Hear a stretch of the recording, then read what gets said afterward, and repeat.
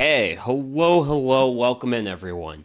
My name is Sugi Yamagawa, and today on VTubing my slow life hobbies in my 30s, it is time to bring in the 2026 hop harvest. So, once again, like the potato harvest stream, this is an annual tradition and also gives me a rare opportunity to actually use the gardening hashtag on my channel.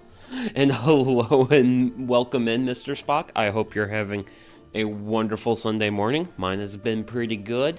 I have gotten all my laundry ran through the washer and it is now drying. So let's just go ahead and start things off with cracking a Paw Paw L8 open. But, oh, and also going back, I'm not going to be doing hot pellets as the final product because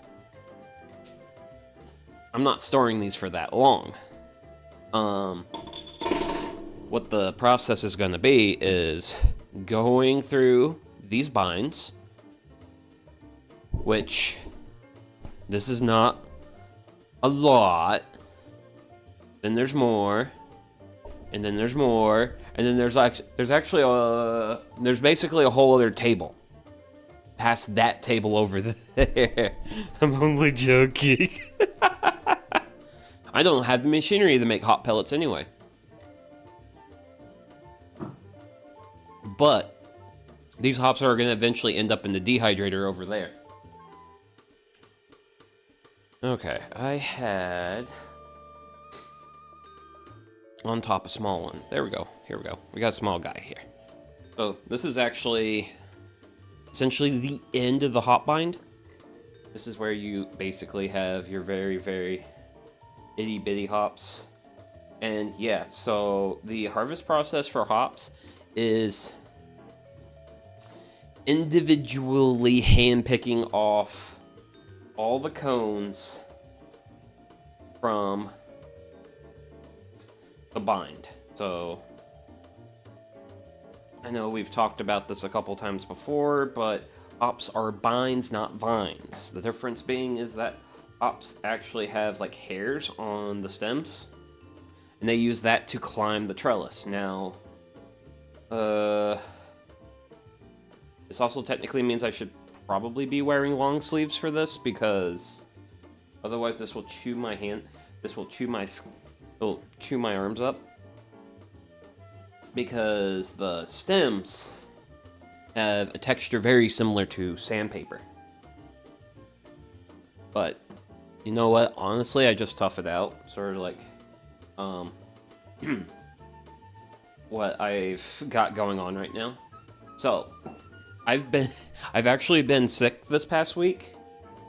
Makes me really glad that I actually did not schedule any streams, because like Sunday night when I was like working on getting a stream schedule put together, I was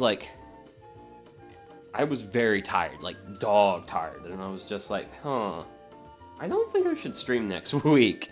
And then then I woke up on Monday morning and I felt a very familiar scratching feeling on my throat, and it was like, oh, I'm sick now. Okay. So, but I've made a better part of recovery. I'm probably at like, honestly, I'd say 90% of where I want to be. And then that is going through one small bind. And then the binds that are done, they just get like going off to the wildly yonder. So how I generally like to go through these is I like to start at an end, whether it is the lower end, which I think is what I have here, and then I just go through.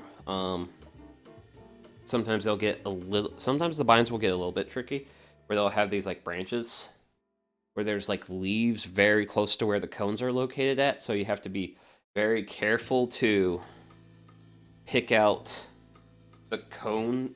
You gotta make sure you pick out the cones and don't get your hands full of leaf, because that's generally what you want to like avoid doing. because you don't want to get the leaf. Just want to get just the cones, because the cones are what hold the magic alpha acids that give our beers hops ice cream. Oh gosh. You know what, Mr. Spock? I want to do a cursed ice cream stream at some point. I will happily do hop ice cream in favor of your idea. Now, for hop ice cream, I think the better way to go about that would be using lupine powder versus actual like hop pellets, because if I were to use actual like hop pellet,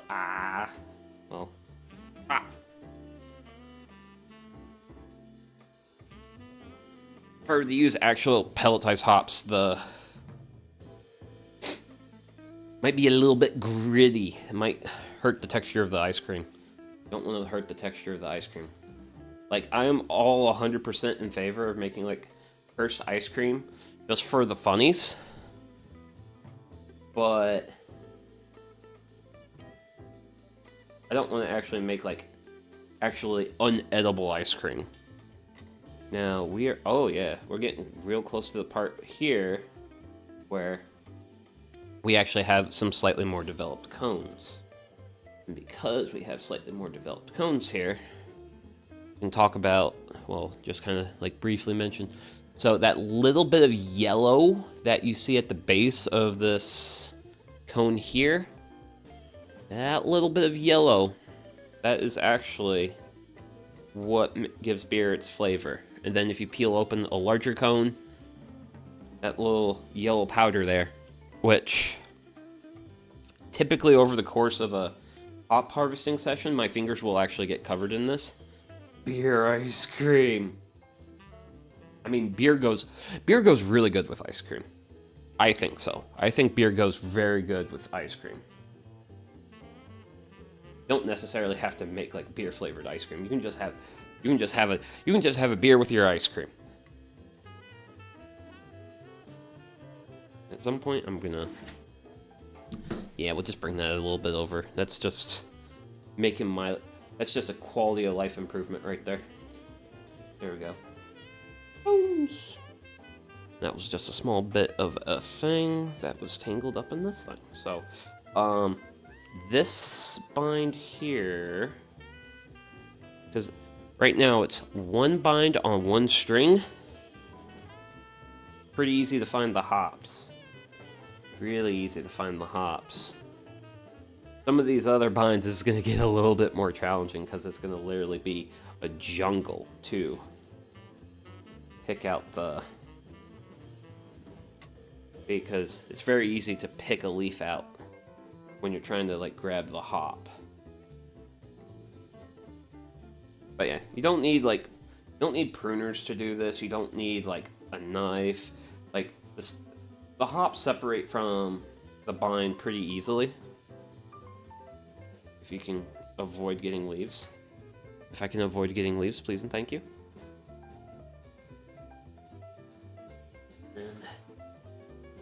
And then also you gotta be concerned about getting all your binds tangled up with each other.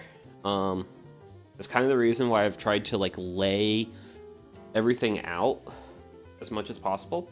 That way, when I go to say and be finished up, it's like collecting blueberries. Yeah, it's a bit like collecting blueberries. You just gotta do it by hand. I do it old-timey like, but that's kind of honestly fine. I mean, I generally like doing this just because it's definitely firmly in neat territory. Like, you know, like how many, like, there's not exactly a lot of homebrewers, but how many homebrewers also brew their own hops? Well, brew beer with their own homegrown hops. Not a lot of people do that, so It just allows me to be a little bit more unique. And also, this technically gives some justification to keeping the basketball goal around. Because my basketball goal is the primary framework which I grow a lot of these hops on. And now, that is the end of that bind. So, this is the string. String gets a knot tied up at the top of the pole. Big long string gets strung to the ground. Then the hops climb it. And that is how I grow hops. Now, I had a few, well, actually not a few, I actually had a lot of, yeah, this guy's a rich one, but we're gonna flip it around. And we'll start from here, but so like this case, we have 2 hop binds going up one string. I think some of my strings got way overloaded. Oh, got a volunteer. Nice. And I had quite a few just break, like the strings at the top of the pole this year. So that was kind of like the big failing this year. Was a lot of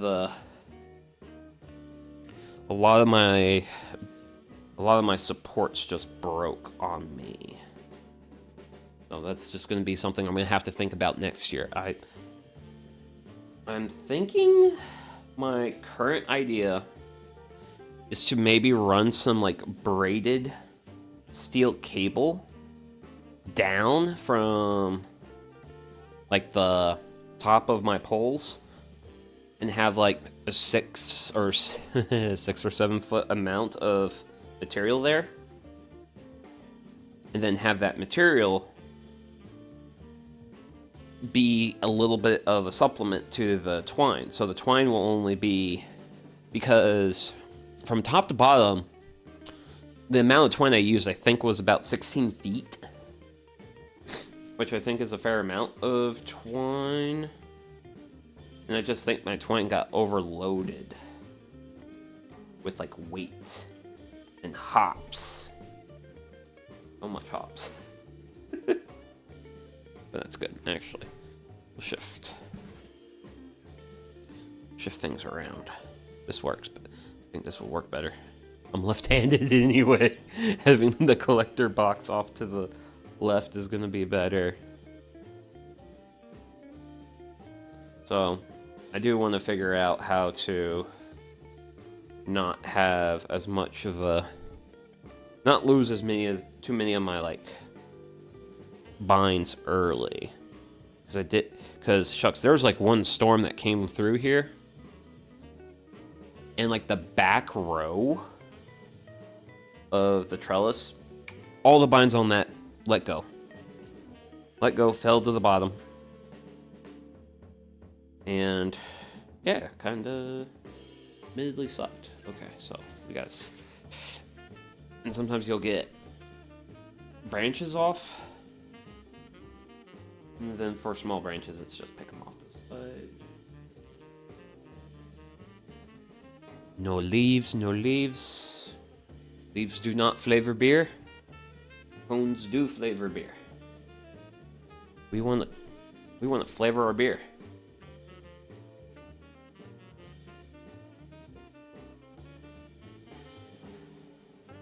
But honestly, when I got like all the binds in here, at the end of everything, well, end of like pulling all the binds off like the trellis,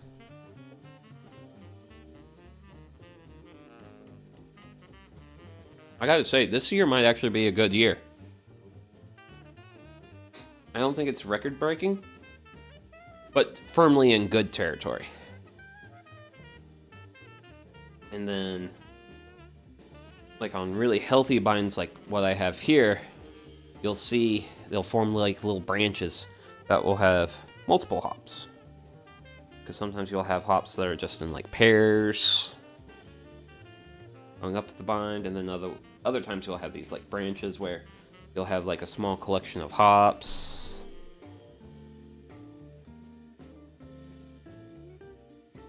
But you gotta worry about when you've got multiple binds on your twine about making sure you find all the hops, because there's a lot of leaves here, man.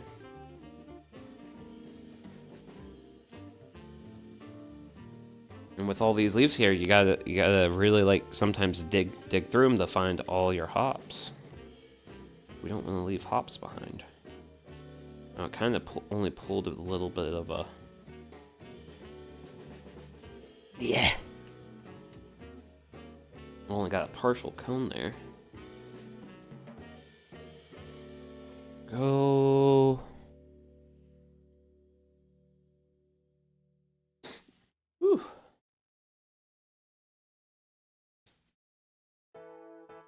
But yeah, so here is a little bit of it. That's a little bit of one of the few natural predators hops have, and that's Japanese beetle damage. And the fun thing about Japanese beetles on hops is they'll kind of eat the hop a little bit. Like they'll skeletize a leaf a little bit, but they won't like destroy a whole plant. I haven't. Ooh. Our first friend, and we'll probably find multiple friends over the course of today. Ducks, last year, I actually found a reasonably good-sized praying mantis. Ooh, this is kind of a good example, so we'll set you there. I want to pluck you. So, one sign that it's time to harvest hops is looking for that fabulous yellow powder underneath the cone. Another good sign is when you just start to see a few cones form a little bit of brown on them. When they just get that small touch of brown, that is when they're basically hitting the peak of their ripeness. And they're actually starting to progress from ripe cones to unripe cones. Which, if you want to get as much hop yield as you can get, you wish to avoid that outcome. So, you really want to get to them before then. So, usually it's around this time of year when I harvest my hops, so I think I was a little late last year on harvest, but I think this year I timed it pretty well. I think I did really good this year in terms of timing things.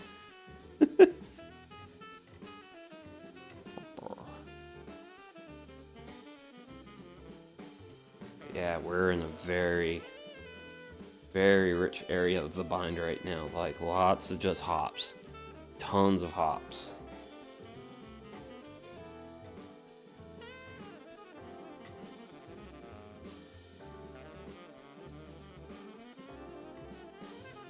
So, who knows? Honestly, I think if I were to, like, halfway fill up this Paw Paw L8 bin, then I have literally just like killed it. As far as like in terms of harvest, like that'd be really good. But slowly acquiring more hops. Granted, this is actually, I think, our first. This is our. I think this is the first of like the big binds I have, and oh boy, there's a lot of There's a lot more binds to go. I am starting to see critters come out of some of these guys, though. Very nice. 420 alert. Okay. You take care of your 420. Actually, hey, you have your 420, I have my L8.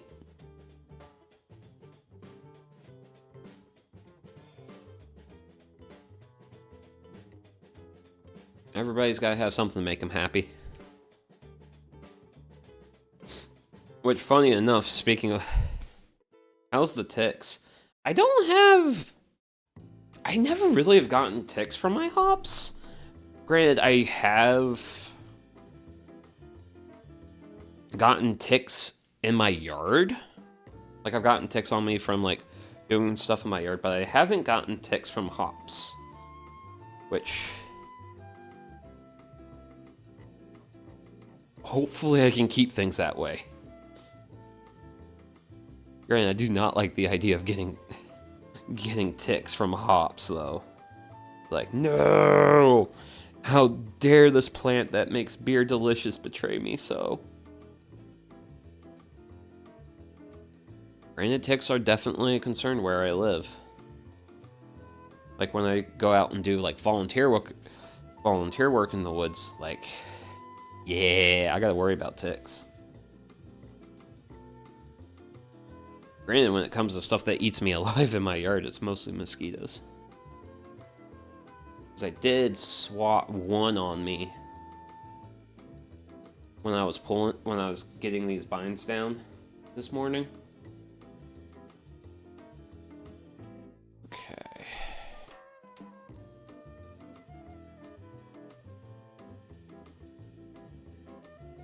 But most of what I deal with at home are skeeters.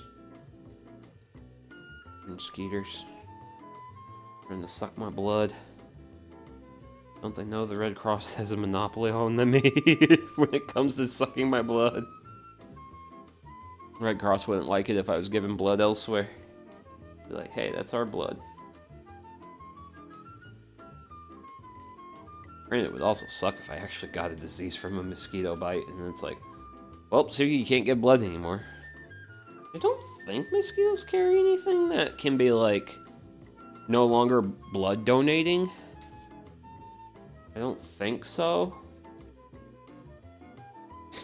I do know that ticks, like, a lot of people are concerned about, like, that one thing you can get where you're allergic to red meat now.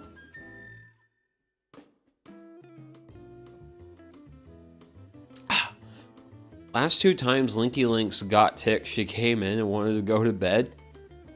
When I went to get the tick layer was gone, so 2 days later she came in with one. Get the tick thinking it was gone. What the F? Disappearing ticks. Oh yeah, that's scary. Funny enough, there was one time when my family had a dog. I walked into the kitchen one day, and there on the kitchen floor was a tick filled up on blood, trying to walk across the kitchen floor and failing terribly. And I was just like, okay, I really hope that tick came from the dog. Because that tick was like large, like it was as big as a lima bean, man. It was a big boy or gal. I think it's typically gals who bite.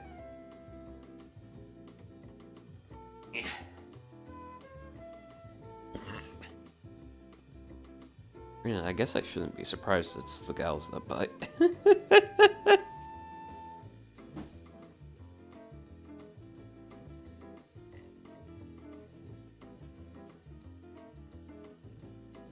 But here we have very thick area, lots of leaf, but also lots of hops.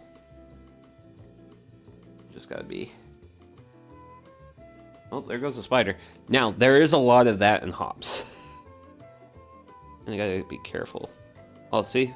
There's a friend right there. Crawling on that one hop cone. But yeah, like, there's actually a lot of biodiversity in hop binds. Because I guess it's just like a... I mean, it's basically like tree. Just a bit more vertical.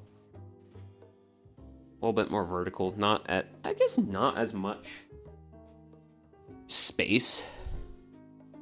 Fresh gag buckets. But yeah, I will say that with hops is... And it's something you kind of have to like keep an eye out for is definitely spiders. Lots of spiders. But past that, not too many other like bad bugaboos. And spiders are like purely a... sometimes they're bad, sometimes they're not.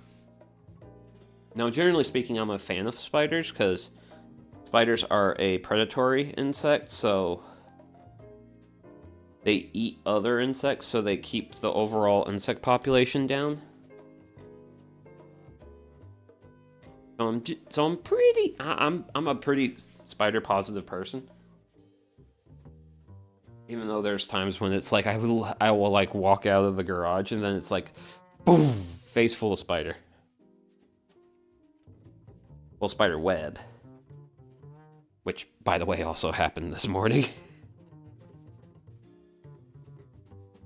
Just like waltzing out into the garden to get hops for stream and spider web to the face. But I'd rather have a spider here and there versus have no spiders and probably deal with like an unreal amount of aphids or like other like bugs that would hurt my plants more. Yesterday, a spider in the light dropped to eat its lunch on my phone. Oh gosh. Yeah, I get a lot of spiders in the shop. And it's almost comical how often I'll be like doing something here at this computer, and then I'll just see something out of the corner of my eye, and it's a spider dropping down. It's like, I gotta look at the spider and be like, hey, buddy, is now really a good time for you to do this? Could you just do it while I'm not trying to work in my shop? Please and thank you.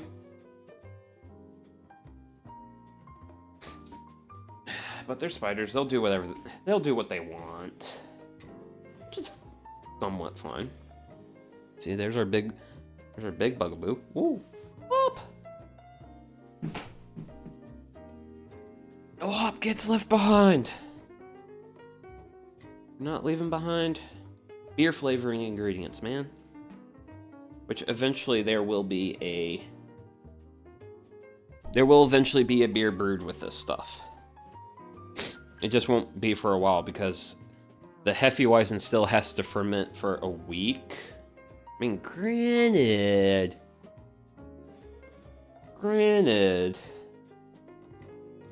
I do have another fermenter. But I generally don't like having two beers going at the same time. Because that's a lot of beer, I tell you. A lot of beer. But we are almost done here. Getting real close to the end. And it sucks because there's like some ends where they'll have just like the beginning of a cone. Don't you have to roast the hops? You have to dehydrate them to remove the moisture. So if I wasn't going to be like using these hops immediately, I'd want to get the moisture out. Which I will. I mean, I've got like There's my Excalibur words. Dehydrator. Over there. And whoop. And then let's go through this guy. Doesn't seem like much to it. But you don't roast hops. You're probably thinking of malt. Malt is the beef jerky. Hey, you know what? If my bestie bags a deer this year, I'll make venison jerky on stream. That would actually be a fun day, I think. Or at least like maybe like a fun small thing, and then we do it like something else. Beef jerky and beer. Beef jerky and beer is a great combination. Mr. Spock, you are spot on in that assessment. Because I've got multiple strings with this guy. Now these are like really small, much more underdeveloped cones, but hey, you know what? There's still hot flavor. There's still flavor here. As long as there's flavor, I'm gonna go for flavor.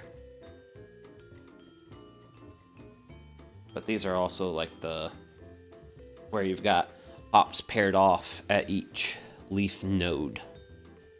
So, and it makes it a little bit easier to harvest when they're a bit more exposed.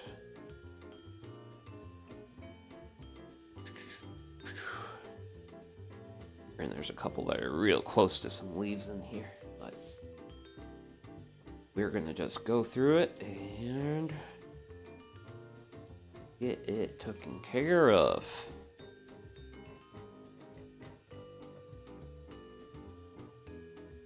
Because yeah, we're basically a half hour into stream, and guys, there's more. So much more where this came from. Now, this is definitely a case of an overloaded twine. So here, there's my twine. Then that's, let me get that part, that leaf. But that's 3 binds. I had 3 binds on one twine, which is too much. It's too much hop.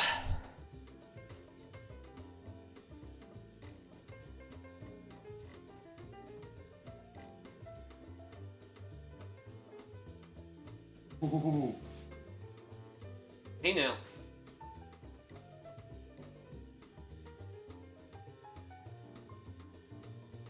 Okay. Fine. We're gonna be that way. This guy's gonna be a monster. And sometimes that's how some of them are. Is they're just gonna be like an absolute monster in terms of not only length, but also you'll get other things twisted up in them. Races were rain postponed yesterday, looking better today. Ah. That's good to hear. It hasn't rained much here, where I'm at. Because I think mid to late next week is when we're gonna get some rain, which we could use some rain at this point. Because it's been pretty dry for a while. Could definitely go for some rain.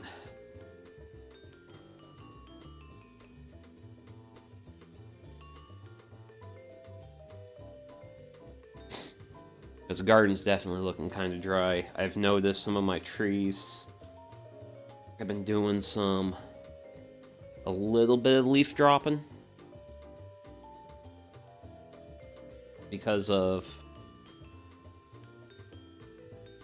the lack of water, but that's also just kind of a normal thing for August. August tends to run a kind of bit dry around here. Now, granted, really gonna have to wait and see what this El Nino does. They declared a state of emergency in British Columbia because of the wildfires. Oof. Yeah, enough wildfires will do that. Thankfully, I don't have to deal with too much wildfires around here. It's reasonably wet, but I know we definitely did have some smoke from Canada make its way down here to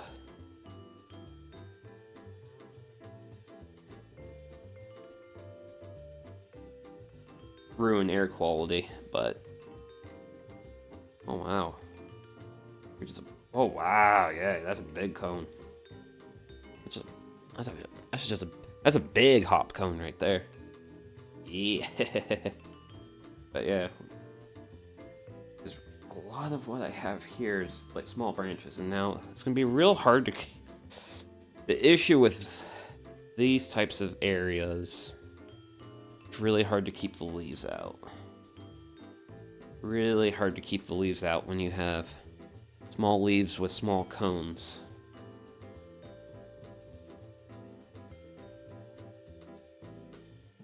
But you can keep things separated. You can do it.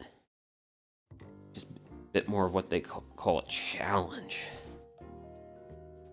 Now is Canada complaining of the tariffs. You know what, Canada? Fair. Because the tariffs are... That's just a lot of hop. But yeah, like Shucks, the tariffs have... Because, like, I'm from Kentucky, so... And one of Kentucky's big exports is bourbon. And Canada was like, well, we're not going to buy bourbon anymore. And my state was like, government, can you stop doing this tariff stuff? Because we want to sell the Canadians bourbon.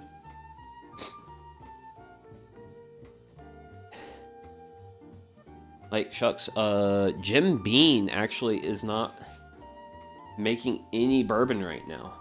Ooh. Sometimes you get some real nice, like, 3 sets like that.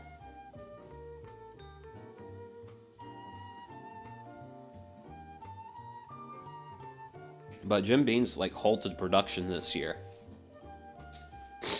Granted, that's also just because Americans are drinking less. In a time up until now, there was a lot of...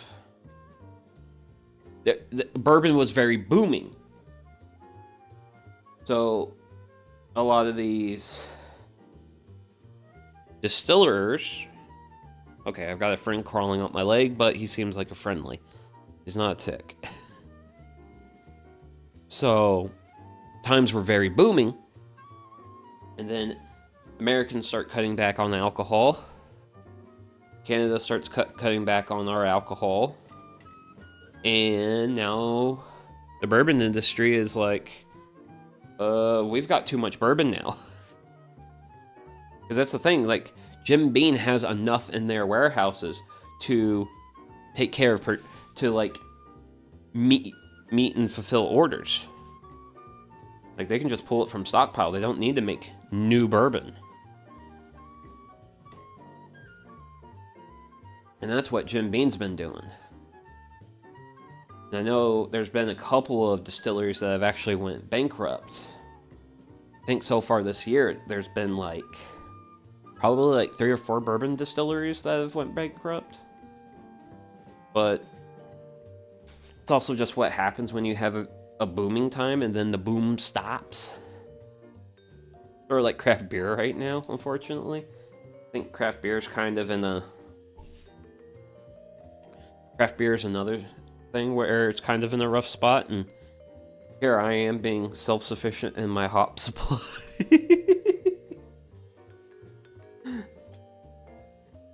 Like, shucks, I actually went to Old Louisville Brewing yesterday.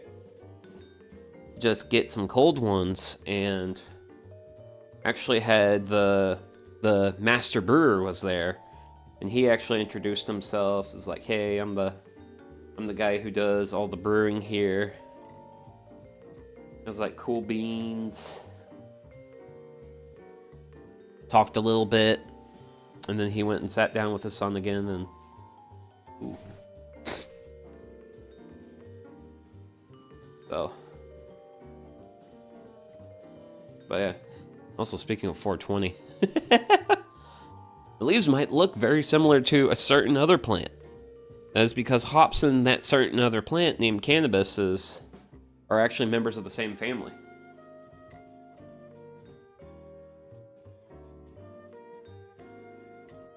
Hey, box. Stay in the box. Stay in the box with all the rest of your friends, okay? Okay. Oof. But yeah, I still got some sniffles from the ick, so just kind of bear with me. Hopefully I should be a lot better here soon. Fascinating GMO hops and weed. Oh gosh. I don't know. Yeah. I don't know if people will make like GMO hops and weed. I don't know how I would feel about that. For me, I'm just happy with my hops.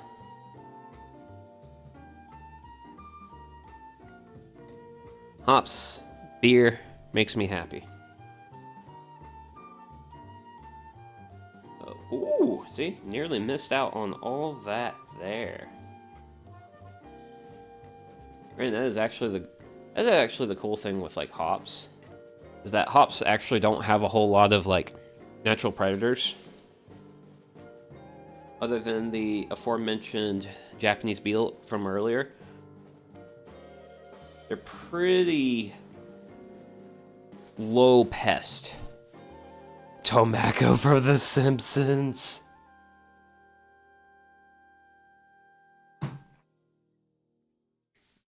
Funny enough about that. Tomatoes and tobacco are, I think, in the same family.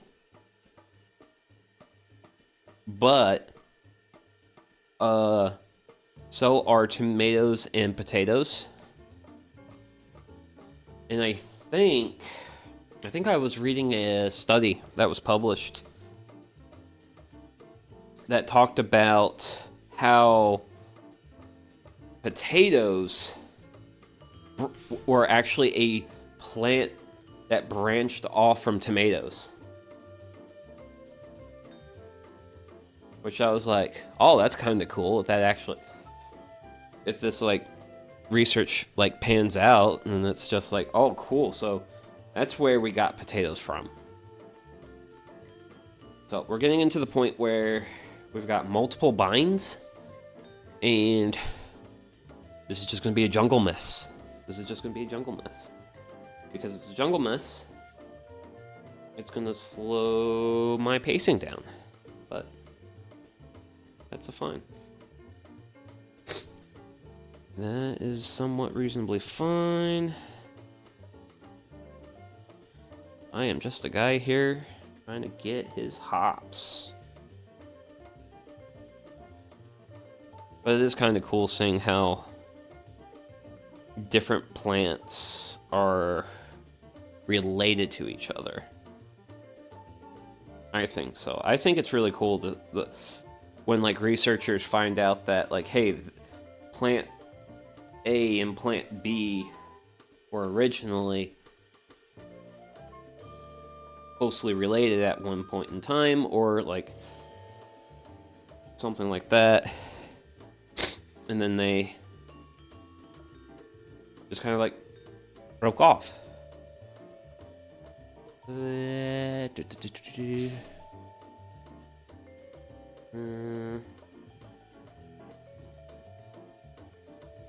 Excuse me, let's see. Is that the...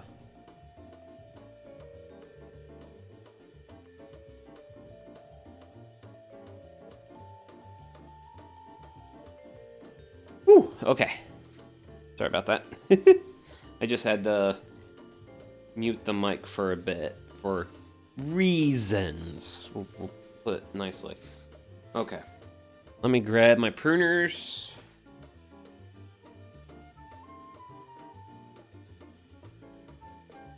Because sometimes the hop plant will make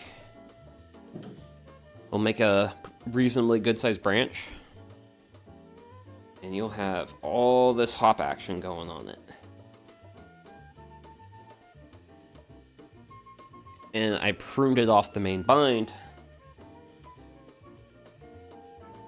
because I wanted to take material off the bind. I wanted to take material off, and it kind of makes it easier for me to go through my what essentially is a glorified Tangela from Pokemon.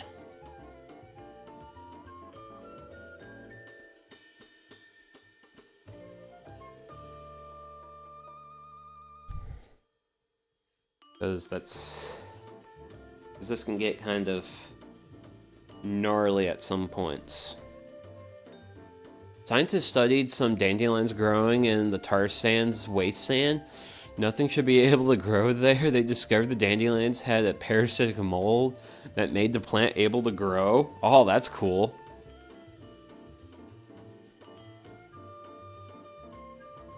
That is really cool.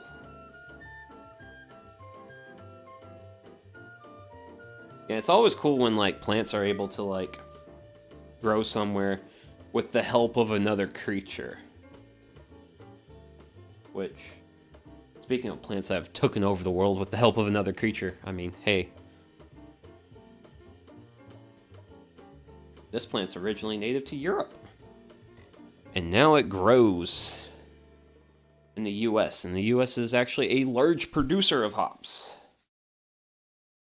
Actually, I don't know if we make more hops than Europe does. No, we make a lot. They put the mold on tomatoes, and they also grew and produced tomatoes. They didn't give a toxology report, though. Yeah. That's the thing you gotta worry about.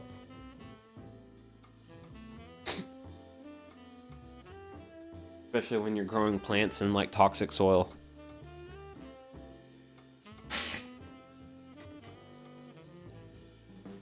Gotta really worry about that. Don't be eating plants that have grown next to railroad tracks, guys. Oh, wow. Okay.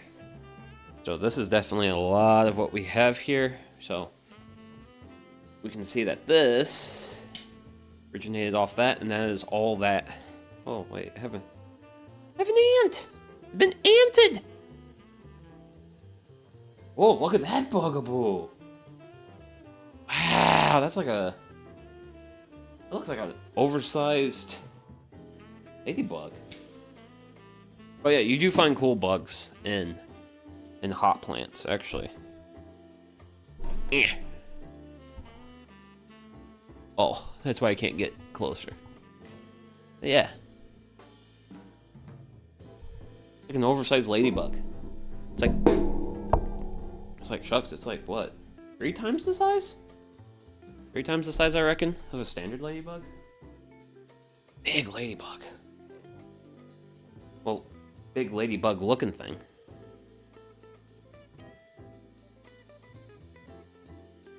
Kind of hoping I can pop these off like normal. Because for some reason, the side branches have just been stringy. Stringy. Also, I think after I get the side branches taken care of, processed, I think I'll grab my first cold one for today.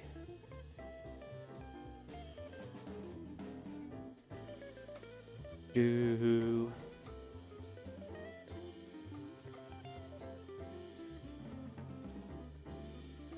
this guy.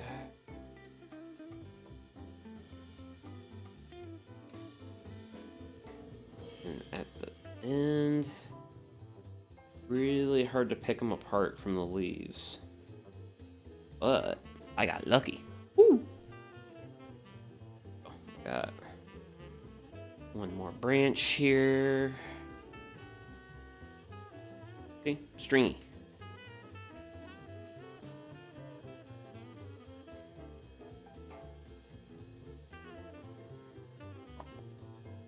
Yep, there we go.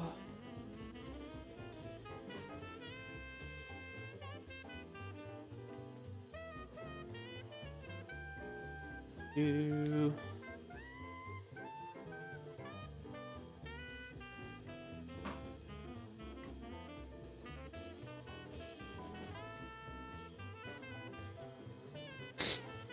They also have GMO cloned goats. They have spliced in spider gene. Spider protein is in the milk, and they use that for bulletproof vests. That's pretty wild. That's some wild science. I know in terms of like the realm of like GMO stuff, American chestnut,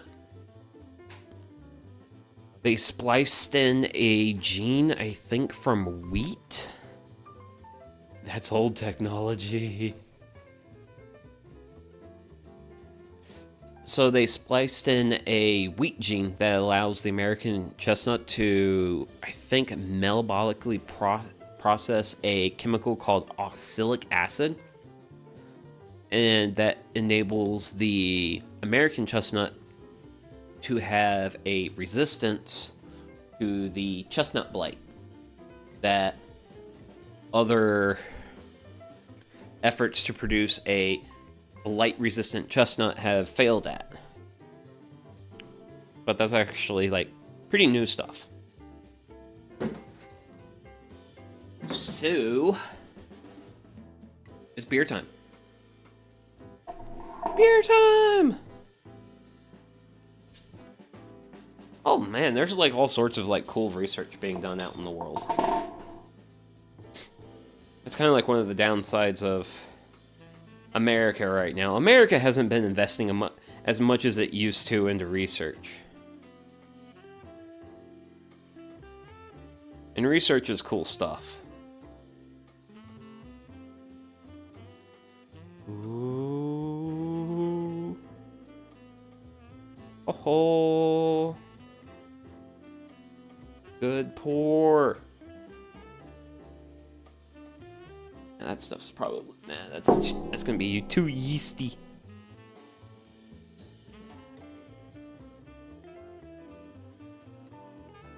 I'm waiting for flying monkey butlers.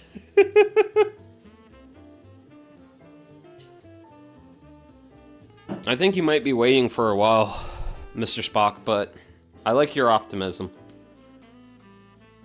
Not sure how I would feel about having a flying monkey butler. Granted, I did see like I guess it was kind of like a news article type deal, but it was like a video report. And apparently there's I think it's a restaurant in Japan where they actually have a monkey, and you can give the monkey a 500 yen coin. The monkey will take the coin, walk over to the fridge, grab a beer, crack the beer open open the beer, and bring you a beer. And I would very much like to go to that place just to be able to say I've had a monkey hand me a beer. That would be very cool. Okay. So we are now getting into we're leaving elementary jungle and going into advanced jungle now. Some of this advanced jungle is actually this stuff. This is clematis, which grows as a weed. And we'll just cut that out. I don't like loops. I don't like loop-de-loops. Make it hard to process things in a linear fashion. Ooh, okay. Speaking of linear fashion, let's do that. Yep. Followed up by this.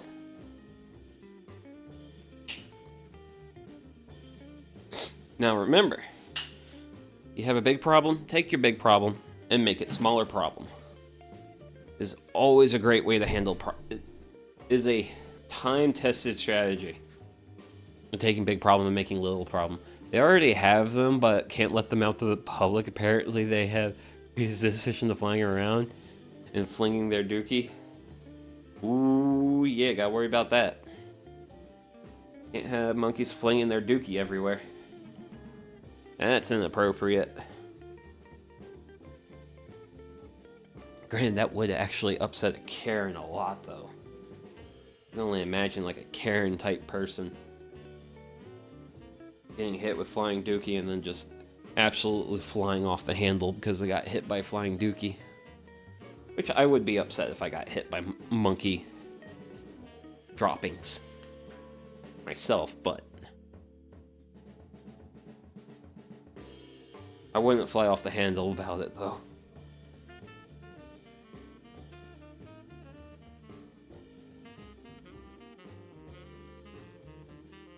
But yeah, this is kind of like some of the more, let's put it nicely, this is kind of the more pain in the butt part, when you have to like really pick through some of the binds to like get to everything.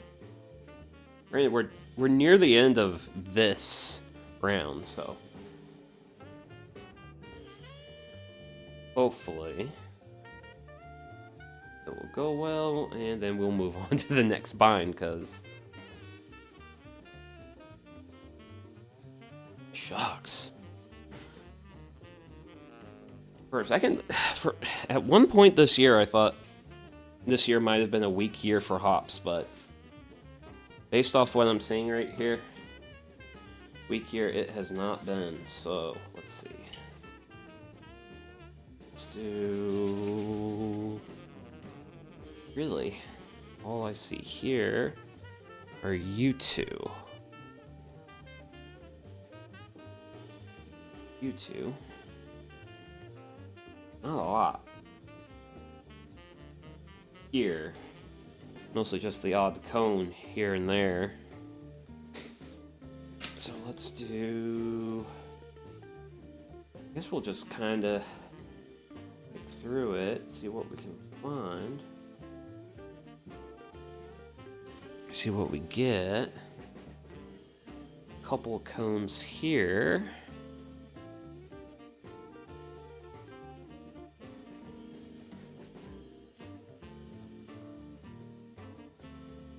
But I'm not seeing anything here to there. Okay, cool. Cool beans. Okay, cool. This is done. This one's done.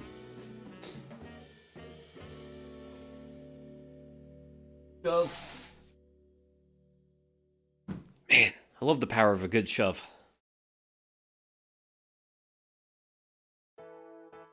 Don't underestimate a good shove. And there's our beetle boyfriend. Actually, beetle boyfriend, if you climb on that leaf that you're going for, I can show you off to chat better.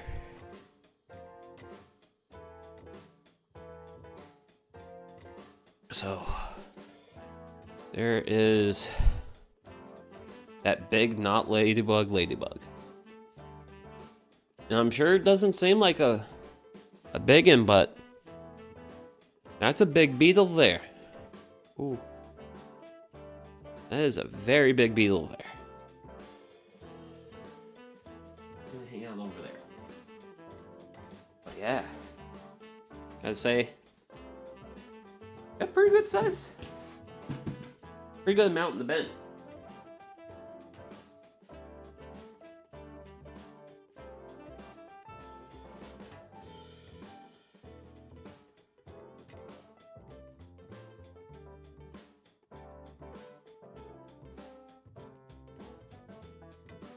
Can I work this?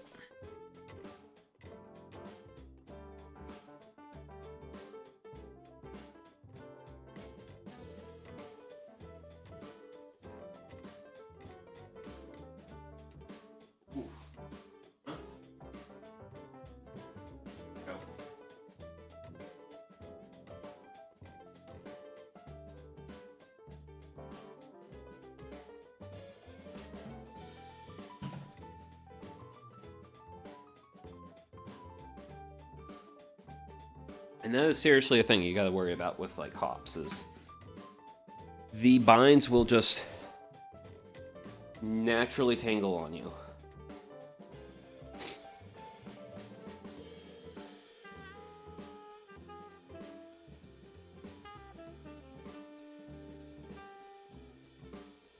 And then you gotta figure out how to separate them so you can actually do the work you want to do.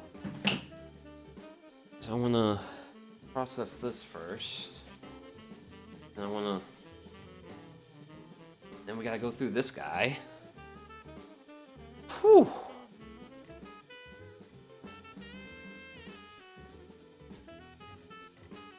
Oh yeah. I mean, it's... Harvesting hops, it's just... chill, repetitive work, digging through a plant that is full of bugs, and kind of scratchy.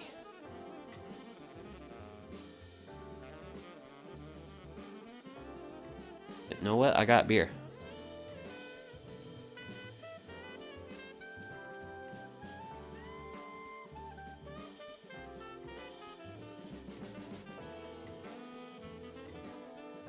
Cool. That's it for you. Off to the yonders. Ooh. Found some hops below me. Must have been a piece off something I cut. Looks like. Add those to the bin. Now here we are at the end of the line. Now we'll go through the line.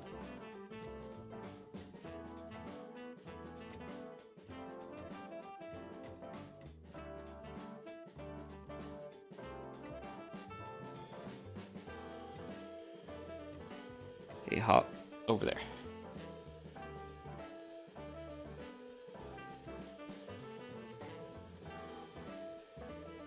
You.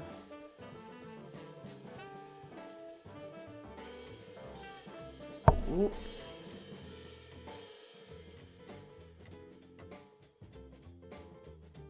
Oh wow. Surprised I didn't get any leaves on that one.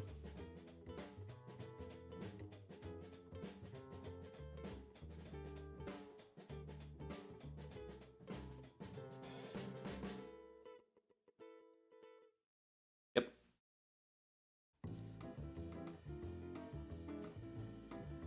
And actually, while I think about it, yeah, my fingers are starting to get some yellow on them from all the powder coming off all the cones. Oh wow, almost missed this guy down here. Definitely don't want to miss that guy. Oof. A lot of these like micro cones in between some of these leaves, making way too much for work for me. You could survive 10 years on a deserted island. No, I don't know if I could do 10 years on a deserted island. Pickle McDillionaire. But hello and welcome in. I hope you're having a good Sunday. I'd say, my Sunday's going pretty great. I have beer.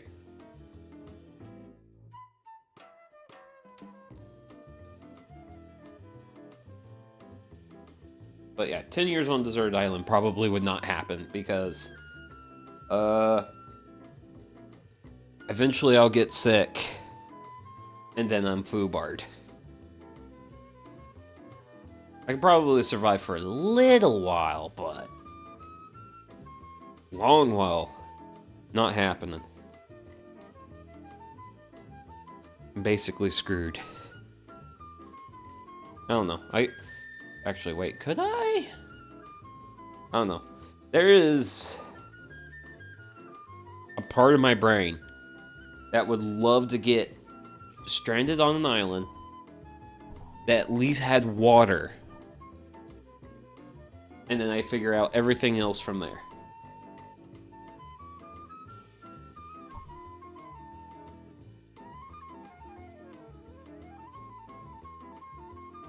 Oh wait, okay, there's no leaf there. No leaf! Leaf... Oh, no. You stay there. Stay over there.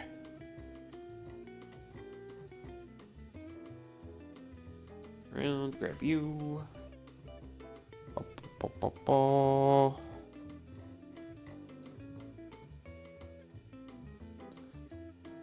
Back. Down the bind. Just one there. Oh, is this branching? This is branching. Okay. Case of branch, cut. Parts. Take the big problem, make it a smaller problem.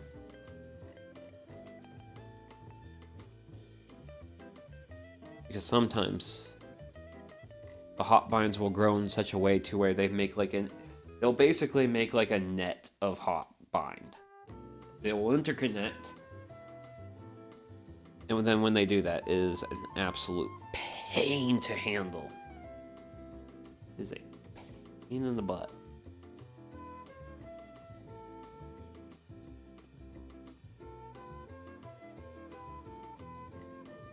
Yep. Okay, so... Man, this bind's just been like small cones, though. I don't like that.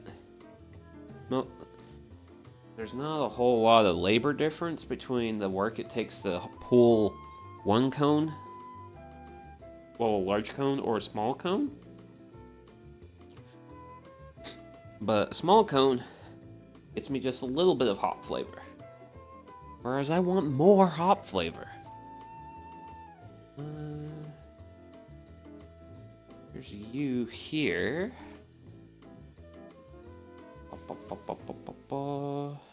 There's our more of our not friend Clementis. Not like Clementis here. Is a weed. Is a weed that supports a lot of aphids. I don't like aphids. But yeah, this twine picked up way too many binds. Way too many hop binds. And now that we're at this like further end, I'm just gonna kind of try an eyeball what's in this mess, because it's a jungle. It's a jungle with flavor in it, though. Which is why I explored this jungle. Things that do the flavored beer. Okay. There's like lots of these small guys, but I don't want to spend too much time on this many small guys, because we're over. I don't know. We're over the hour mark, but still got a lot more bind to go. Let's see. But yeah, like, so this is our original twine. We had 1, 2, 3, 4, probably 5. Way too many binds.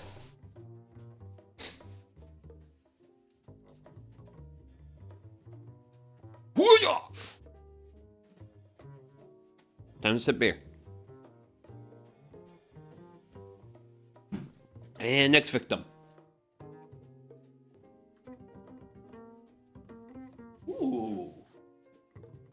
I like next victim. Simple and straightforward. Whoa. Yeet. Yes. I like the yeet. I like yeeting.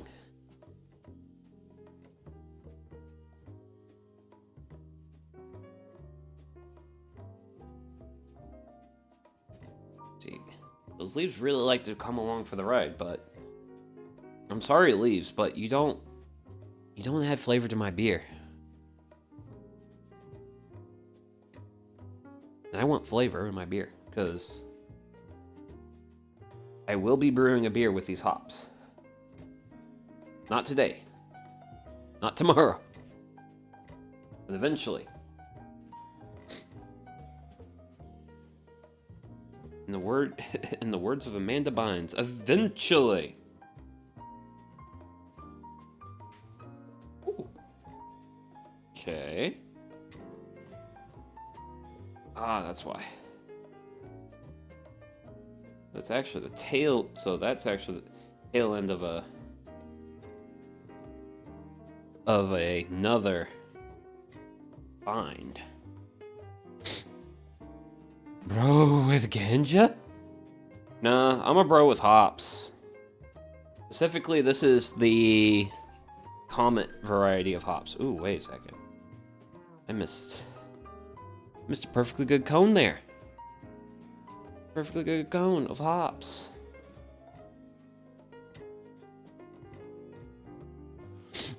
Can you make joint? Nah. I suppose you probably could make a joint with hops, but if you did that, I don't think it would taste good. I really don't know. I know there's no THC. That's enough hops for one craft IPA. So I usually make a pale ale every year with my hops. And funny enough, you might be like looking at like this bin of hops and thinking, wow, that looks like a lot of hops. Funny enough, this actually isn't. It's an okayish amount. But these are also wet hops. These are not dried yet. I'm smoking blueberry Romelian weed with extra CBD. Okay. Wild.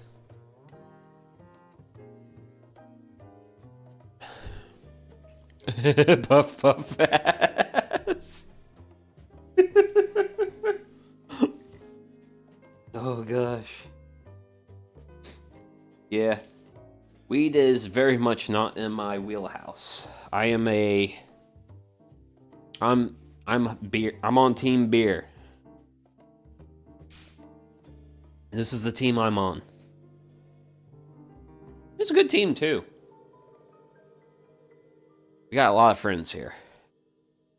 We have a lot of friends. We enjoy a lot of comedy.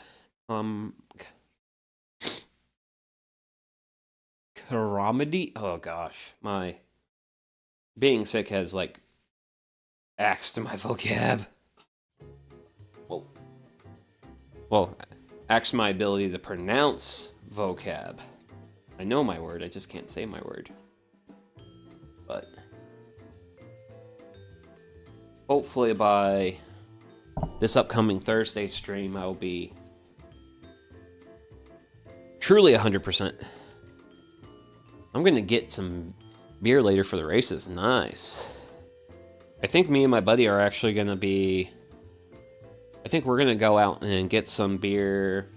I think we're gonna go to our favorite craft brewery and try and see if they've got their Oktoberfest beer in stock yet. Which, funny enough, said brewery also had their IPA day yesterday. So I fully expect when I go there to just find like so many IPAs on tap. There's gonna be like IPAs everywhere. And hello and welcome in, Kiwi. I hope you're having a good Sunday. As for me, I am buried in hops, and that's technically it's a good thing, especially this guy. I like when my binds are like this, where they're not like a tangled mess. Because the last one I was playing with was an absolute tangled mess of hops. Whereas this one's a lot more straightforward. You know, you just start at one end, and you just work it. You just find your hops, pick the cones off. Easy peasy. This looks rather tedious. That is an incredible power of observation, Kiwi. Because you're correct. It is a tedious thing to do, but hey, you know what? That's why I am also... It's also partially the reason why I'm doing this as a stream, because it's like... I can drag you guys into keeping me company while I do this.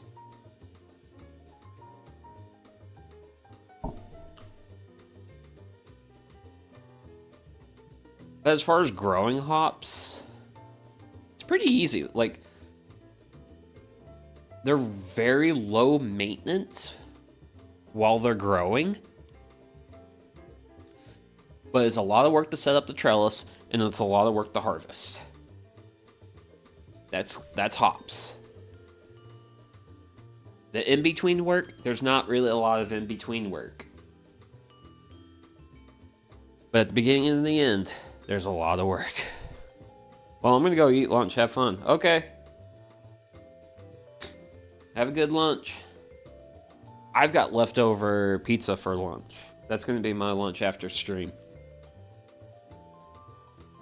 Oh, hey. Our bug's on the side of the box. Ooh. Ooh. Yep. There we go.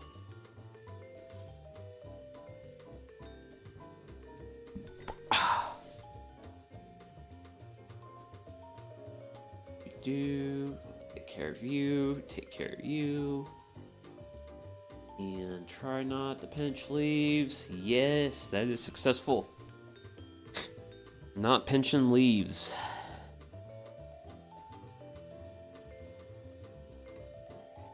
Avoiding the leaves is like literally the hard part.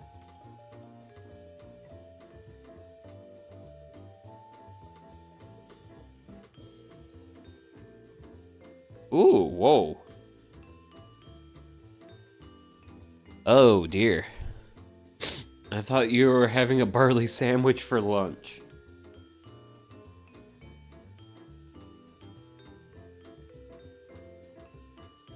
That's brunch, not lunch. Oh gosh.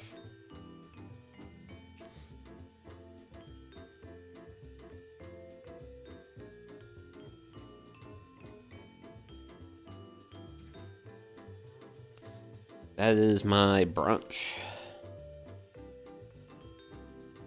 Granted, I do look forward to my leftover pizza though. Because leftover pizza is like good stuff. It's also just very easy. And the thing is I like easy.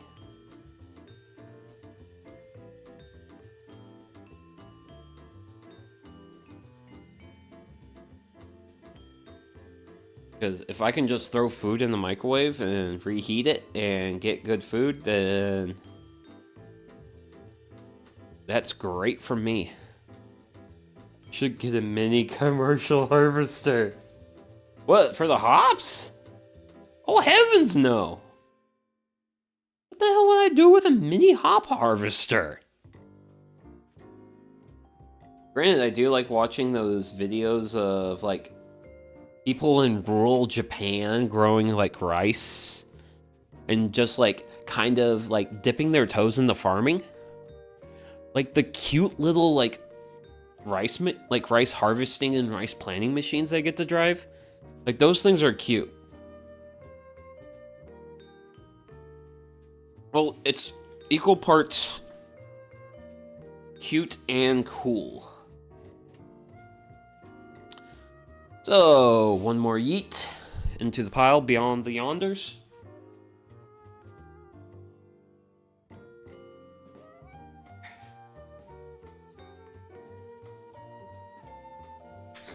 And this doesn't even have hops.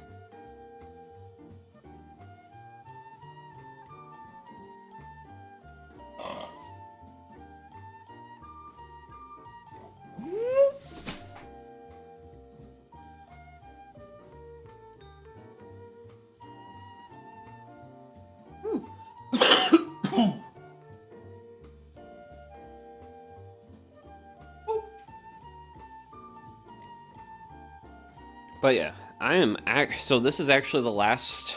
This is the last bind from the table off to the side. 420 pass alert. I will drink beer in your honor.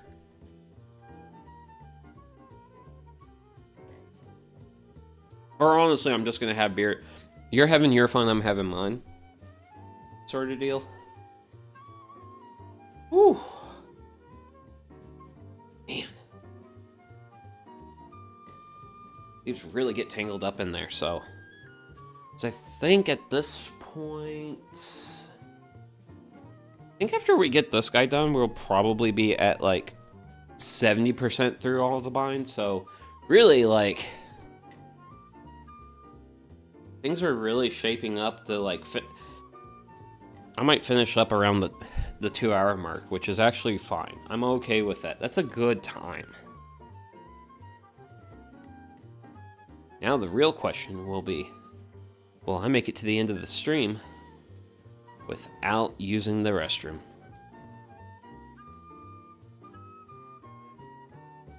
It's where the real challenge lies.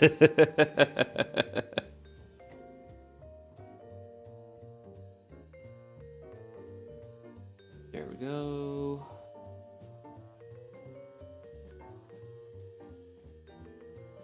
Grab you.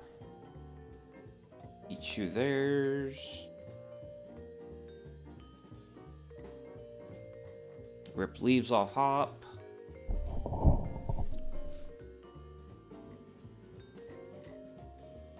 Because we've got our twine and 2 binds, so that's kind of the thing is we've got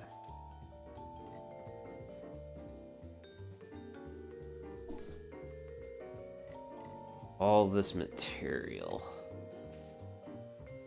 kind of bunched up.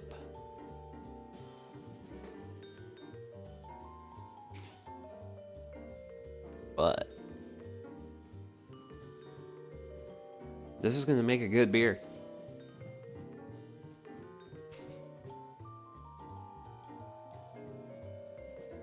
It's probably about the only time when my hop screen actually does like really good work for me. Oh, leaf.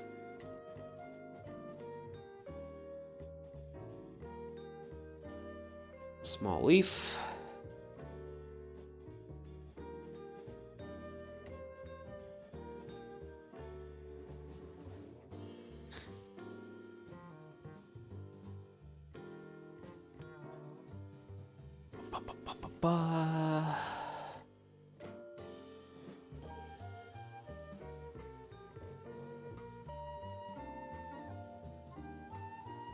A handful to the bin.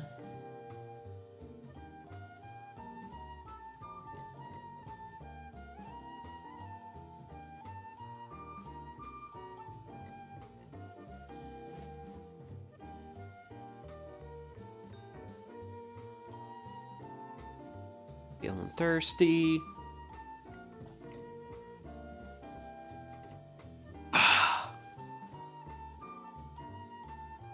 But that's the great thing with beer. It fuels you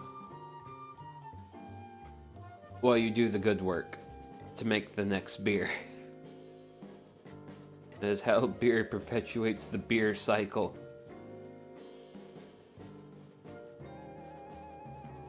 Yesterday's beer becomes the fuel for the next beer.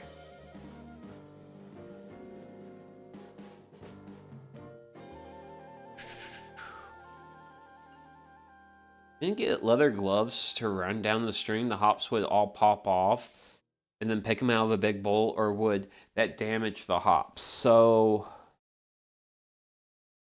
I could go that route, but the thing is I would end up having to pick out all the leaves. I have to pick out all the leaves. And in my opinion, that's more tedious.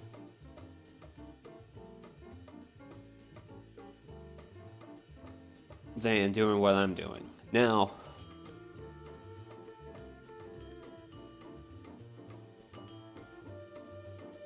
this does seem tedious, which it kinda is, but it's also not like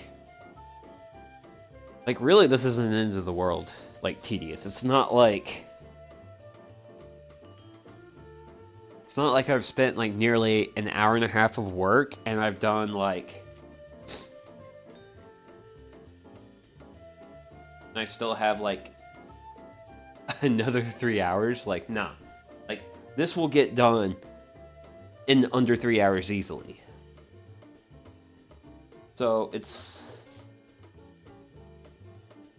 work, but it's also not the worst.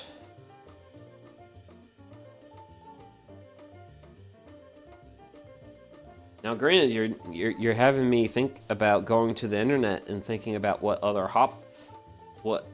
like homebrew hop growers do for their harvest. But this is generally the way I've traditionally done it. And I've done this tradition for many years. Because I actually started growing hops in 2020. And it wasn't until 22, I think, before I was really getting a large amount of hops. Because the hop roots, the rhyme zones, they needed to establish themselves. And then once my hops got established, then they could really hop off.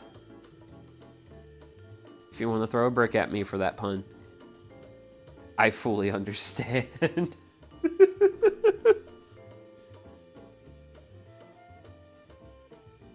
But yeah, that is another thing with growing hops, is it is a waiting game. Before you actually get, like, good yields. Now, I've had these hops in the ground for a couple years. They're pretty established. They have a good foundation, and they're able to make a fair amount of hops for me. Like, this is a respectable amount of hops.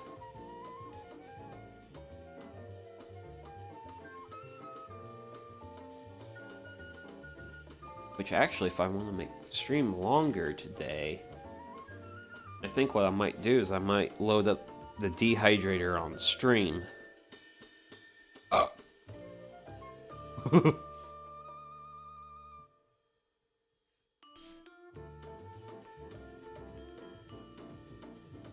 Because I gotta dehydrate these hops, like... Yeah, that's a pretty fair amount of hops in that box.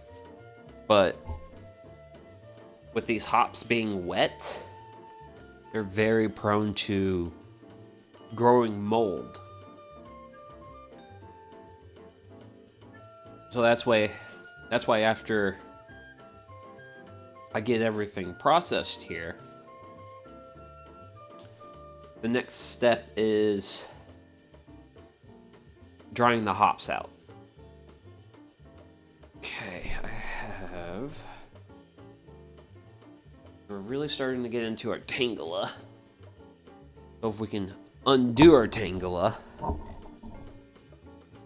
that's a good.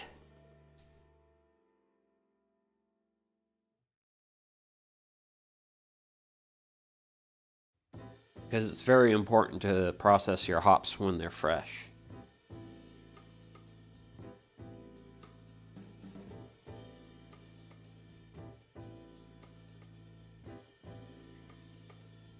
Kinda hoping next year I'll do even better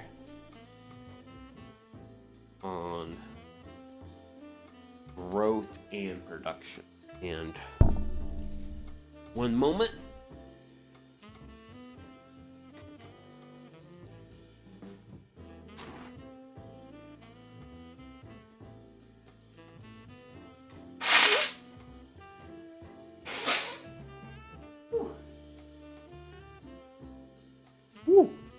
Sorry about that, but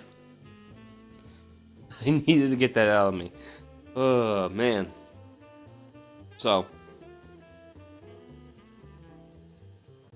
yeah, I am hoping next year to have a better harvest, mostly because I'm going to be doing a lot more at end of season I have a lot of goldenrod and a lot of other weeds in my hop yard, and I want to get those taken care of. So I'm actually planning on doing a fairly thorough job of getting the hop yard weeded at the end of this growing season. Also, I did not pull all my binds today. I just pulled what binds were ready, which was most of them, but not all of them. So there's still plenty of binds out there. I mean, like, shucks, like the main bind for this plant, look at how thick that bad boy is. That's a thick piece of hop right there. Like, the rhyme zones, the root system has gotten very established and is very strong. But I've been having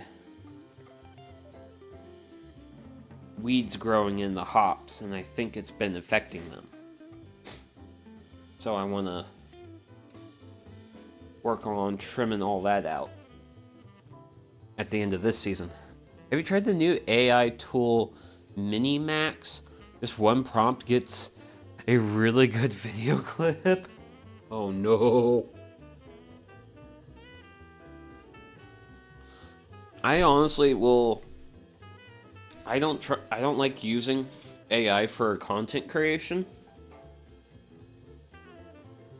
because AI is a tool that is better. You could use it to make a Sugi intro. I already have a Sugi intro.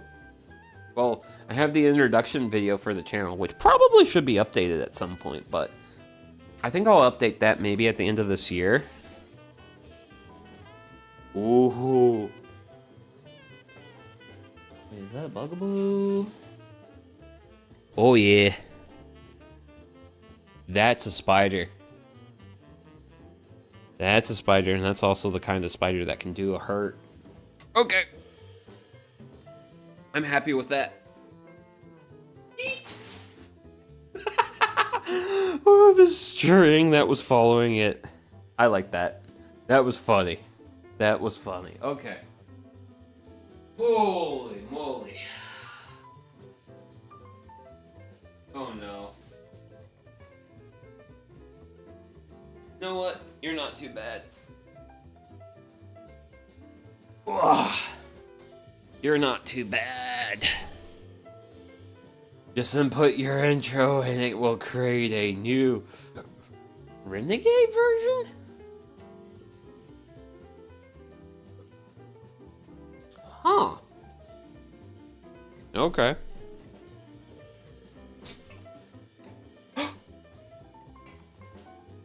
Oh no! I have a problem.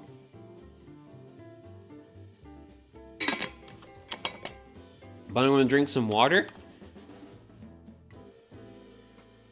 Rastamon.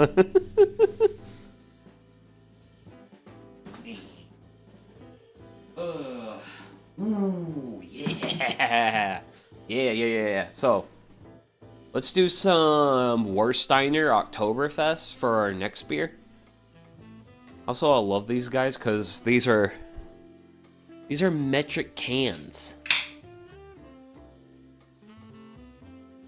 They're 11.2 ounces.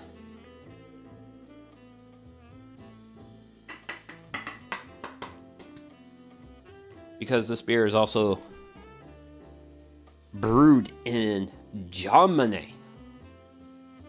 Wait, does it say Germany on it? I know it's...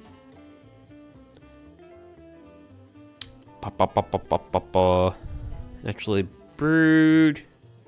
And it's actual German Oktoberfest. That's all that matters.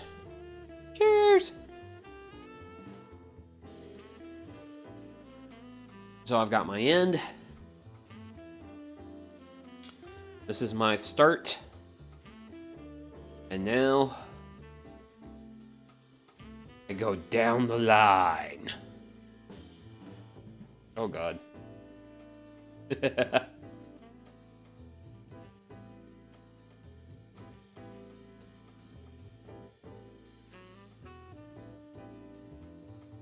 But yeah. Lots of hops.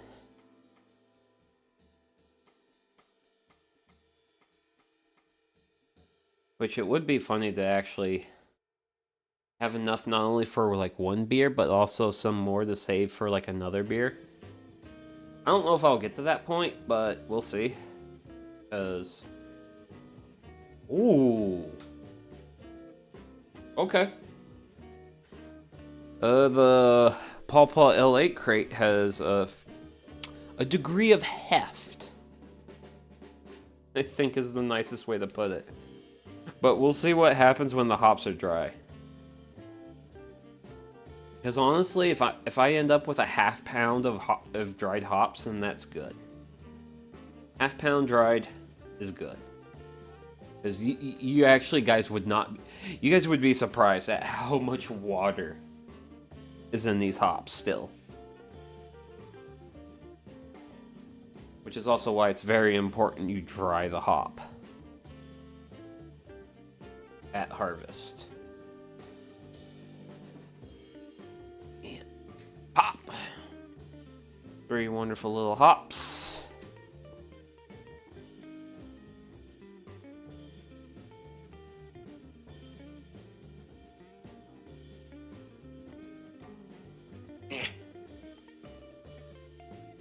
Mini hop.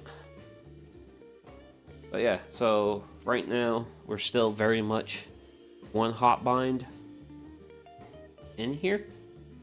And because of that, and it's also been reasonably healthy. It's been branching. Been putting out additional hops. Ooh, leaf! Leaf does not flavor beer. Ooh, ooh, ooh. Big ant. Big ant!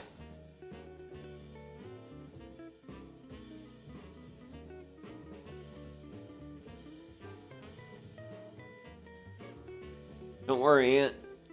You're past where we're at. Because we're just moving down this line. Going down the hop line. Whoa. Spooky. Fun? Weird bird noises. I partied with some German airborne musicians 40 plus years ago. Asked one guy how he liked Canadian beer. He said, "It's good. I can drink 3 times as much."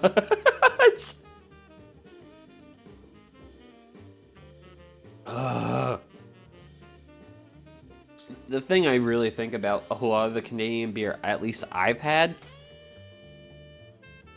is boy oh boy that stuff is watery. Like watery in the... Sure, yes, you can drink a lot of it. But also, when you drink a lot of beer like that, man, boy, do you have to have that restroom on speed dial.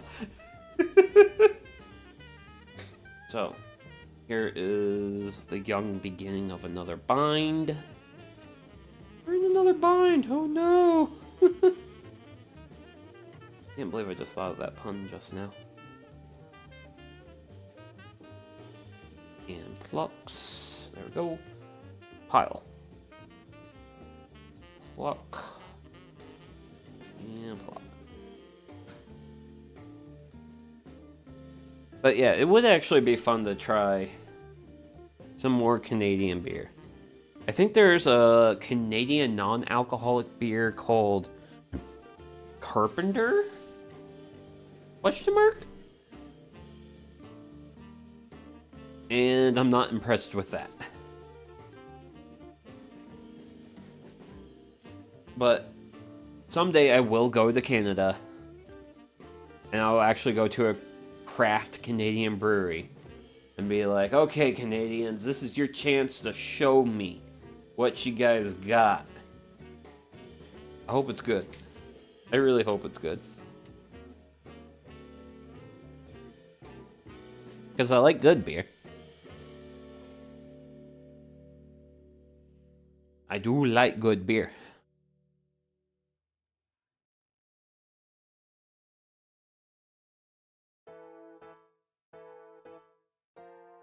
Now things have gotten a little less branchy.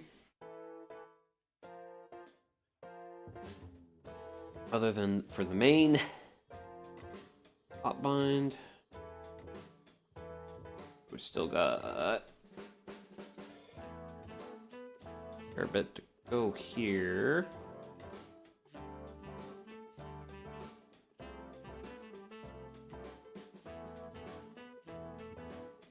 Whoa. Ooh. Hopefully not too much will be hiding on me. Da, da, da, da. Oh, yep. I knew there was a hop trying to hide on me there. I knew I had one person trying to hide away from me.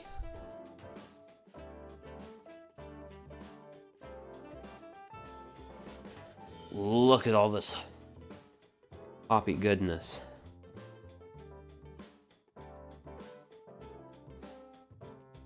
A lot of good stuff.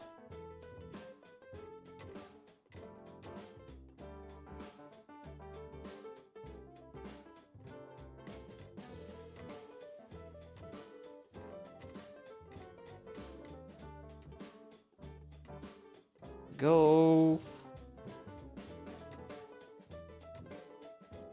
There we go. Let's take all you. Put you in there.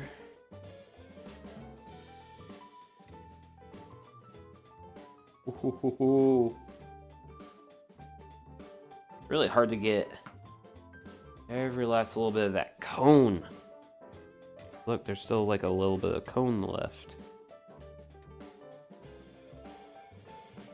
And it's actually kind of one of the, it's kind of like the upper parts of the cones. That's the part with the most, the magic flavor. I actually wonder how a hop combine sorts out the leaves and the hops. Might have to look into that. I know how a standard like corn or soybean combine works, because, well, I grew up in an area of the U.S. where that was the common stuff that was grown.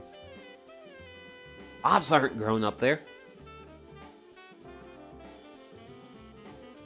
Granted, that area is also close to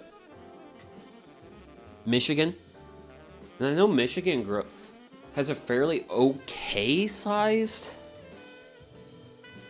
hop production, I think. Because I want to say it's like, because everyone knows like Portland, Oregon, well, like Oregon, Washington area grows a lot of hops. And then I think Michigan grows a lot of hops, and I think New York State grows a lot of hops.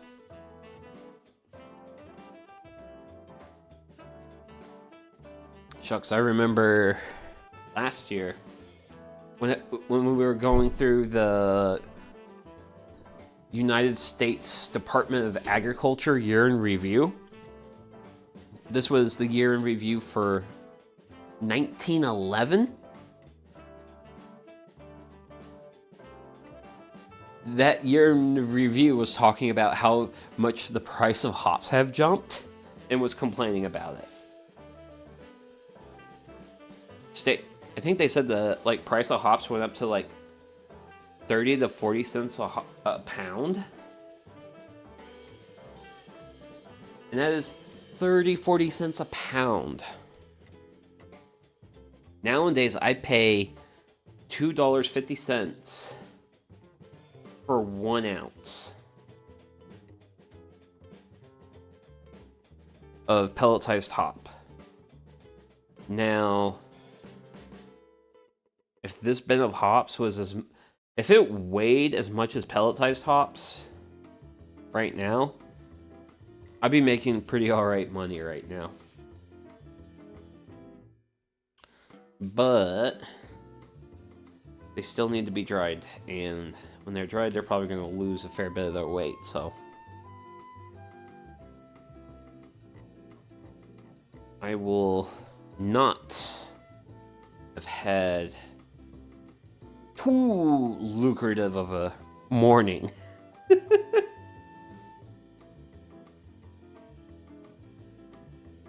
But you know what? I picked up homebrewing because I wanted to go from being a consumer and being a maker, a producer. And you know what? I have went so far down this path to the point where I've started growing my own hops.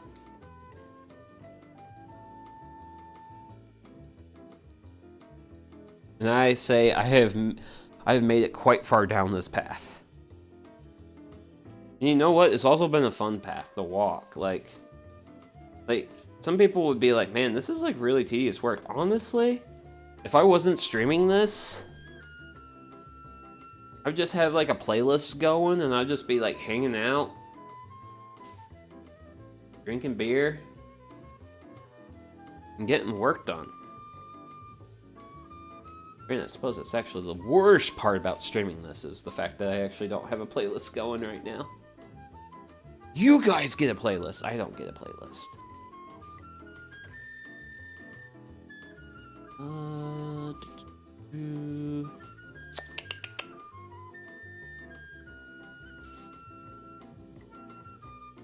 But I definitely think, let's see.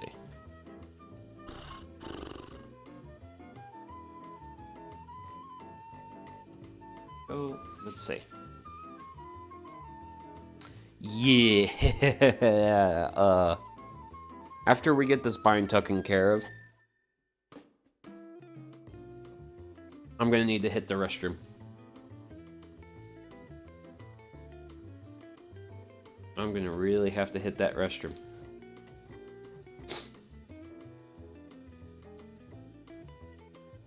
Woo!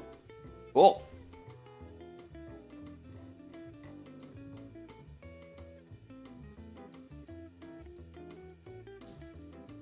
Because I've been drinking fluids, and the fluids are fluiding through me.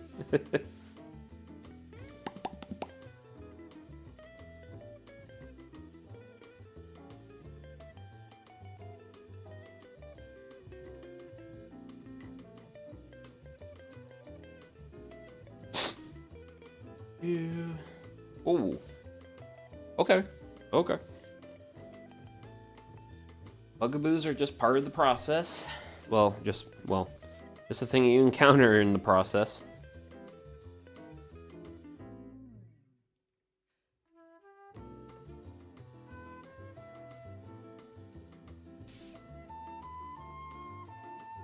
Ba, ba, ba.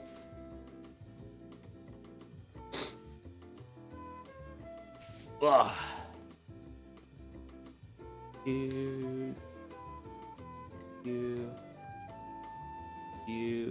You, and ha! Nice little handful. We'll take care of. Then also other people are like, "This is a tedious process," and it's like, man, I don't think you guys have snapped beans before. But so we're at we're closer to the bottom of the bind, and now you see at this point we have 1, 2, 3, 4. We have 4 binds. We have 4 binds going up this run, and that is one of the reasons why some of my runs broke this year. Well, they broke off the trellis, and I think that's because they got overloaded with hops, and I need to be a bit more careful next year about that.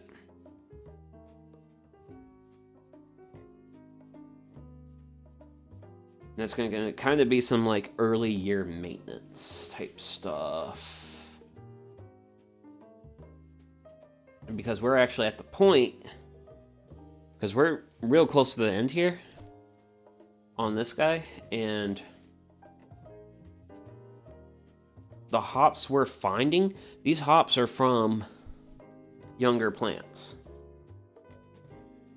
that just started climbing this, because most of the hop action happens... Oh, wow. Okay, I yeeted that hop into oblivion.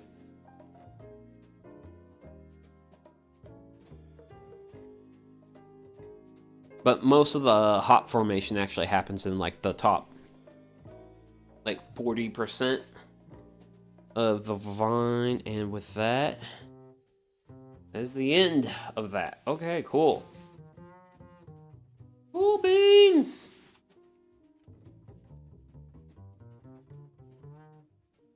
So, yeet. Let's see. There's nothing at my feet. Cool. So, been going good, been going strong for 2 hours. And now I'm suffering the bladder consequences. So, I'm going to throw the BRB screen on. I'm going to hit the restroom, and I'll be back here after a few.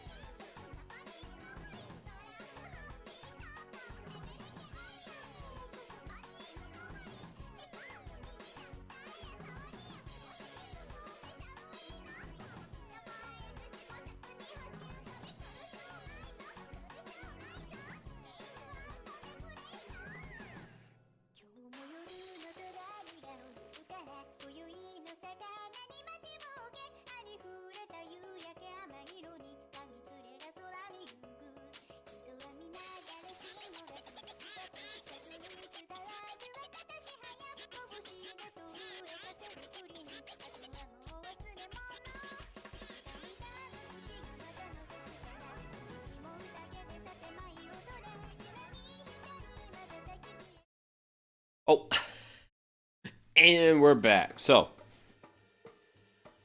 I've got my bladder empty, And we're going to just keep going back through these, because we are definitely getting close to the end here. And not the end of this bind, but the end of the harvest.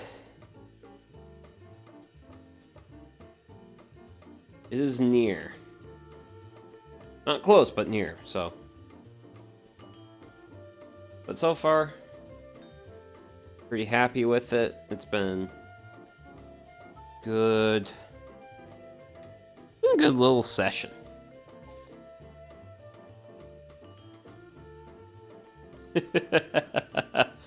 But yeah, so here, for somehow, looks like some of our hops have been dying.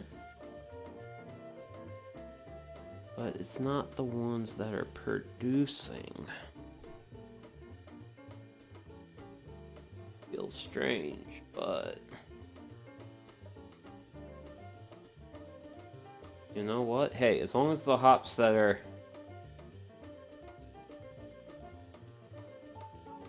making that wonderful stuff, then that's all I'm deeply concerned about.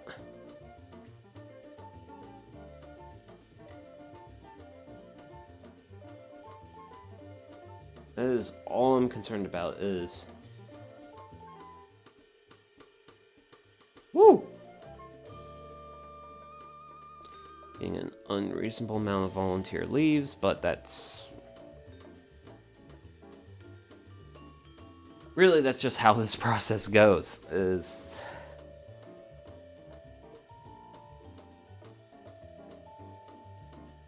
Gotta work the bind, go through it.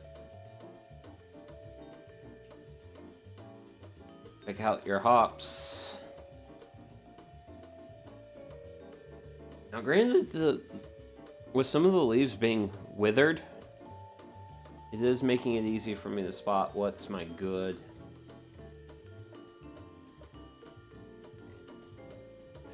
And what is not good in terms of what I want to grab.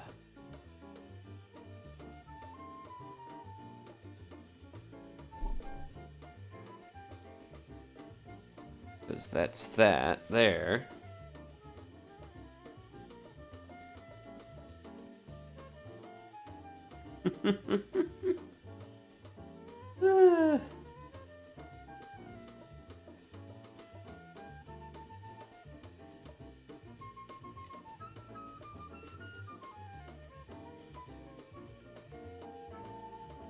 Rotate, pull, pluck.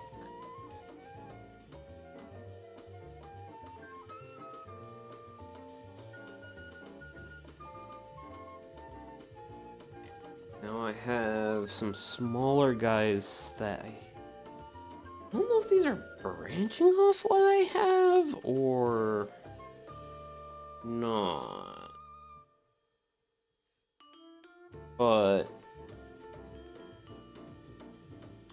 it is adding a wrinkle to what I got going on here, because complicating it, man. I don't like complicated. I'm a simple guy. I'm a simple guy. I see beer, I drink it, you know?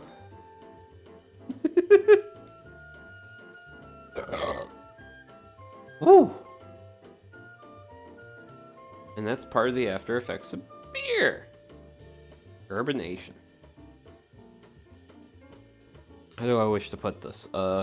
Carbonation ejection is an after effect of beer consumption.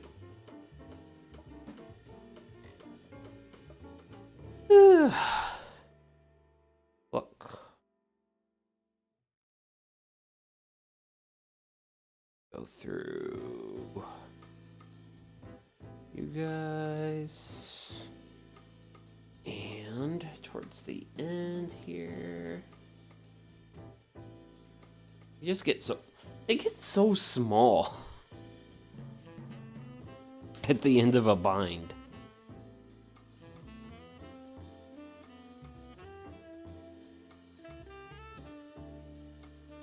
Okay.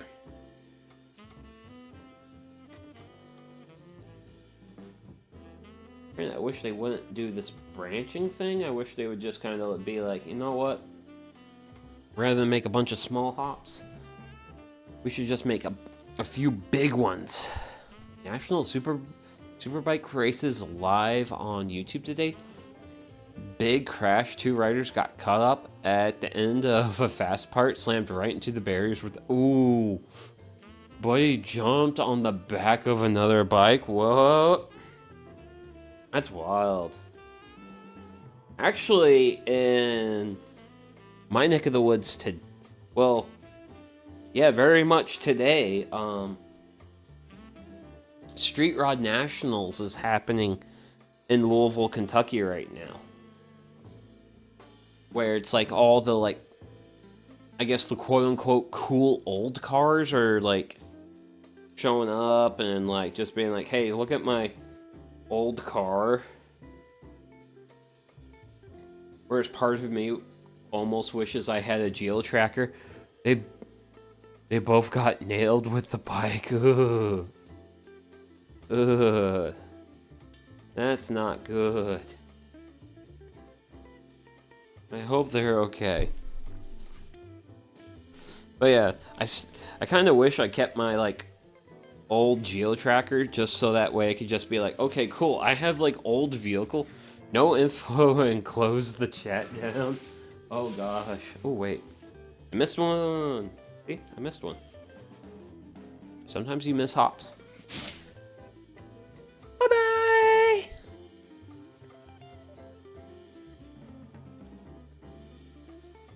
Okay. Let's get some more.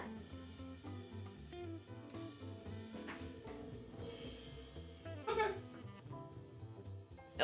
Bells. Let's do a short guy. Really short guy.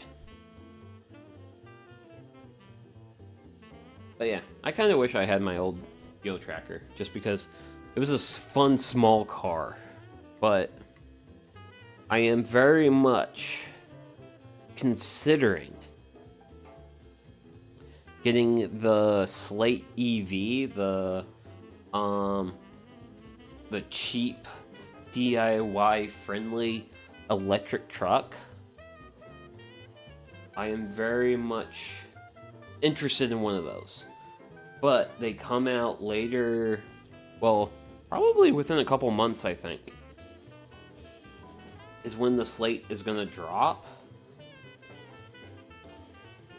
And then people will actually, like, start taking deliveries of it, and that's... I'm going to let people get some Slates and see what they think.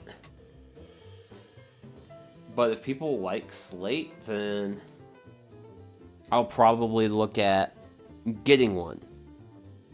Because, like, I love my Corolla. I love my Toyota Corolla. It is a fabulous piece of machinery that gets the job done that I ask of it. But for a guy like me who does a lot of woodworking and stuff, it would be nice to have something that I could haul lumber around in, I could haul firewood around in, I could haul project materials, throw something that's easy to throw bicycles into if I want to go bicycling somewhere. So I'm very much interested in the Slate EV truck. So also, that thing looks like a fun thing to take camping.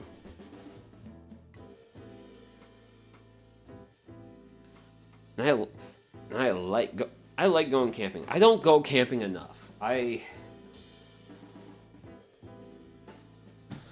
really need to... I need to go camping at least twice this fall. I think. I should go camping twice this fall.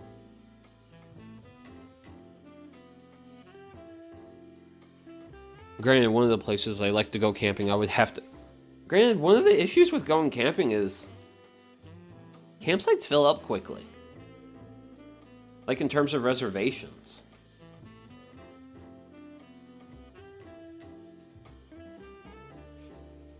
Because I did some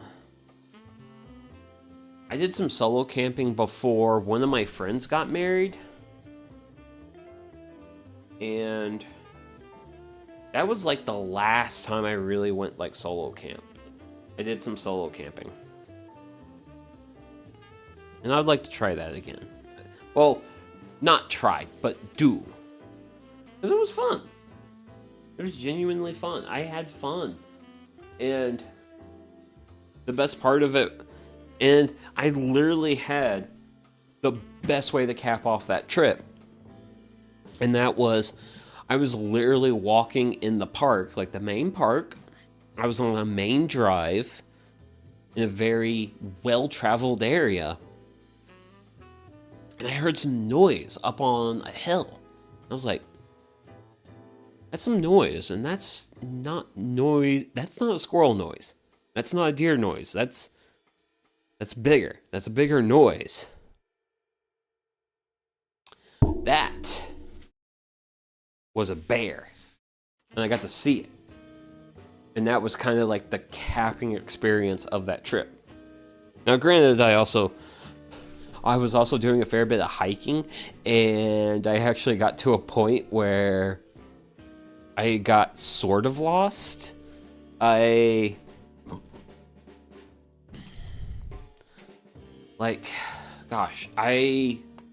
made a wrong turn. Because what happened is the trail went down into a valley, and it was an area at where a couple streams met. And because all those streams met in that same area, a lot of the vegetation was eroded away. There was like a lot of erosion, and I kind of just like looked around and I was like, oh, the trail goes this way. And I didn't realize how branching of a spot that would have been for the trails. So I keep hiking. I'm just all like la-di-da-di-da-di-da. And this is for like almost a mile. Almost a mile I hiked like this. And then I hit a switchback. And I stopped and I was like, I wasn't supposed to hit a switchback. I made a wrong turn. And then I looked at the map, kind of figured out what happened, and then it was like, well, time to do a mile backtrack. Which was fine. Like, I wasn't like super deep into the woods. Like, I mean, it was a good hike. Like, I did like 10 miles that day. But I wasn't like trying to do like anything like super crazy. But I was lost for a little while. Okay. Ooh.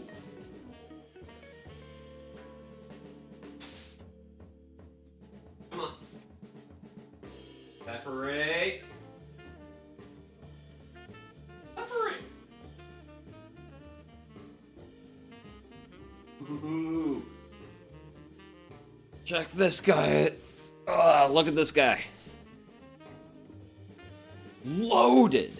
Just loaded. And these aren't little hops either. These are some big hops, man. Like, look at that. Oh.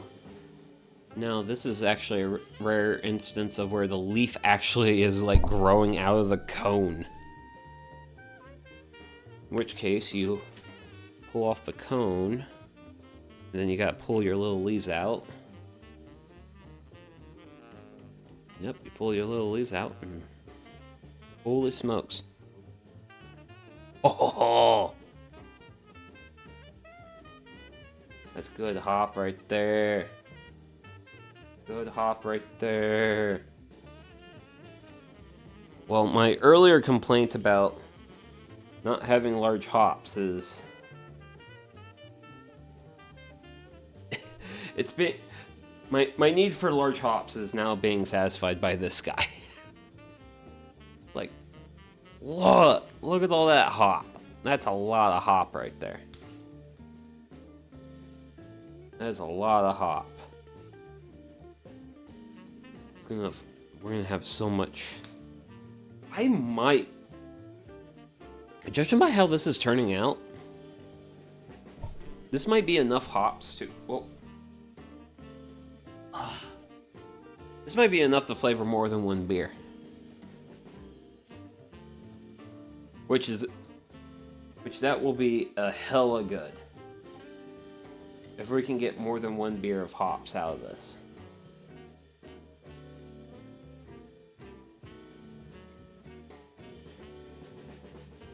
Just look at this.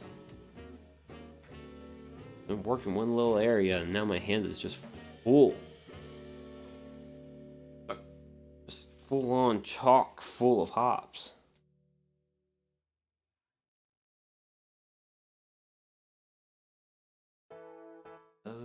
Put those there.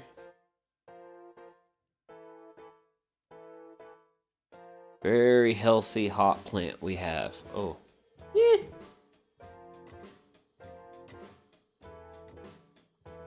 Take out the stray leaf.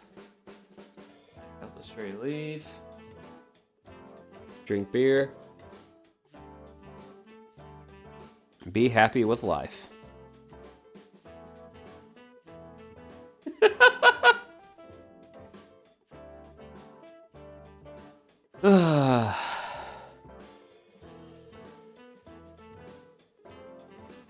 Man, I wonder what the people who are not happy with life are doing this morning.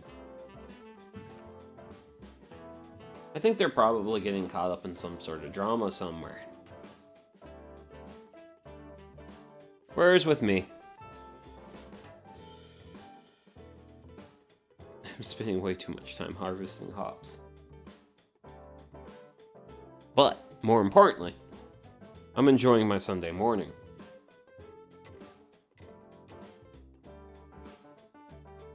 It's like, heck, there's people out there who don't enjoy, like, genuinely enjoying doing what they're doing is wild to me. Because, like, you only get one of this thing called life. Like, you gotta have fun with it. You have to have fun with this. Don't have fun with life. What are you doing?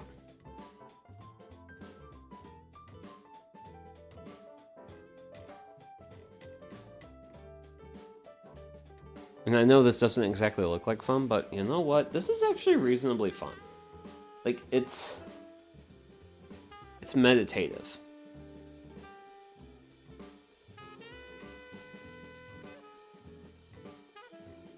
Okay. Fixing that problem.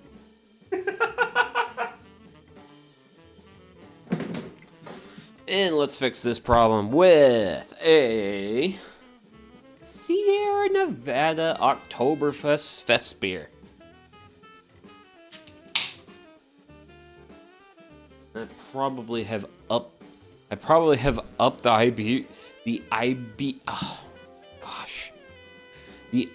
IBU content of this beer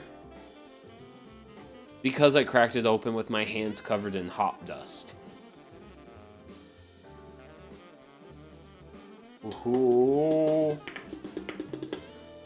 Look at that pretty beer. That is oh gosh, look at that color. That is a nice amber color. Like a light amber color.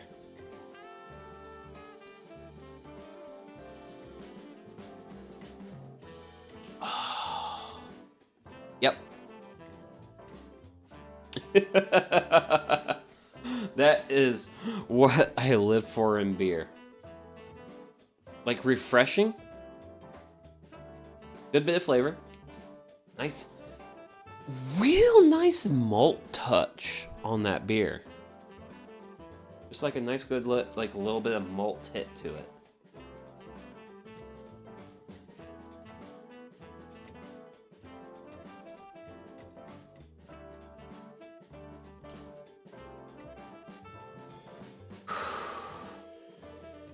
Yeah.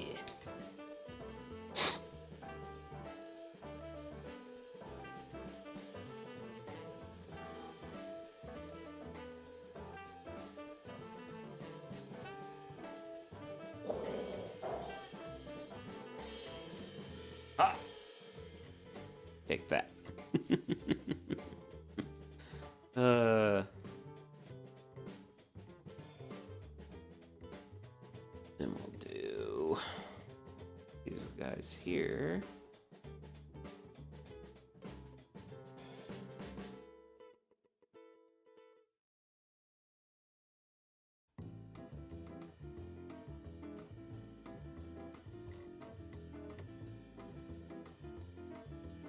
Oh.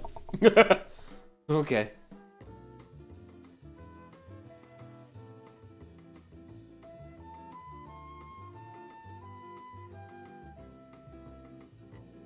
And that's it for those. Leaf! Away! Time to make like a leaf and leave. Gosh. Why does that sound like... Why does that sound like something from a Hanna-Barbera cartoon? Well, because it is something from a Hanna-Barbera cartoon. Yep. But definitely from what I'm seeing out of this bind here, this is definitely a bind that was like almost a touch overripe. Almost overripe.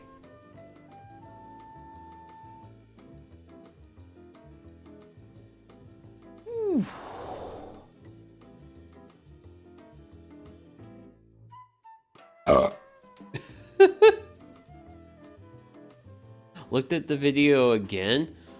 Buddy didn't jump. He was flung. Then fell off backwards. Bike falls forward and Buddy hits the wall with Bike. Then he gets flung over the barriers.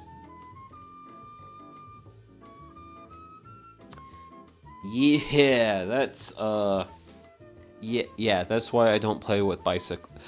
Well, I play with bicycles. I don't play with motorbikes. Motorbikes are dangerous. I mean, fun dangerous. The other guy with the bike slides into the wall legs first. I'm not sure how I feel slides into a wall with legs first, because, like, legs first sounds like you could be okay. Like, you survive, you know? Worst case scenario, you probably lose your legs. But worst case scenario, if worst case scenario is losing legs, personally, I'm okay with that. It's better than the not being a guy anymore option. The not being a guy anymore option sucks.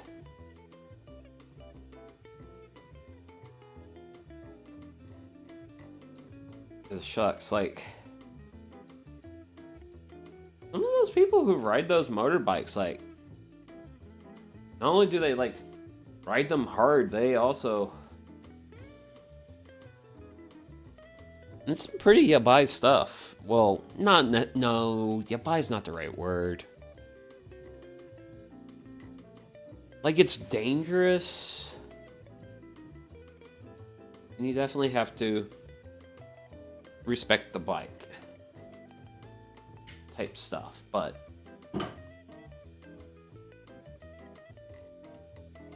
granted, I'm sure a lot of these people who do it have a lot of experience. Guy flung over the barrier was knocked out or worse. Hopefully just knocked out. Hopefully just knocked out. Hopefully just mild concussion.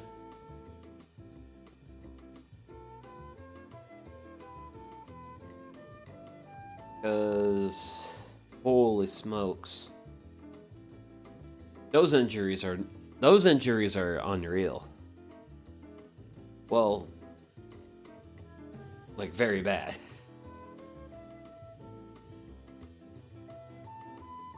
I like sticking with my bicycle action. Another 420. Well, hey, I'm keeping pace with you, sir. I'm just keeping pace with you with beer.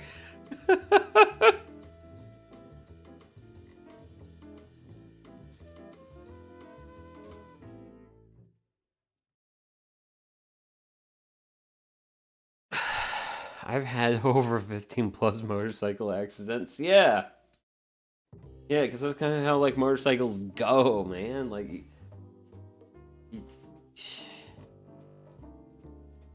it's easy to get into accidents on them. Like, it's just easy.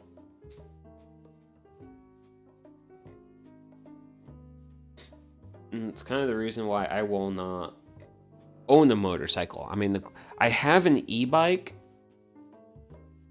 and that's the closest thing I'm going to get to a motorcycle. Because, shucks, when my e-bike... Because my e-bike can do 28 miles per hour. 28 miles per hour on the e-bike is like, whoa, this is a lot of speed. Like, a lot of speed. Like, too much speed. I don't like this much speed.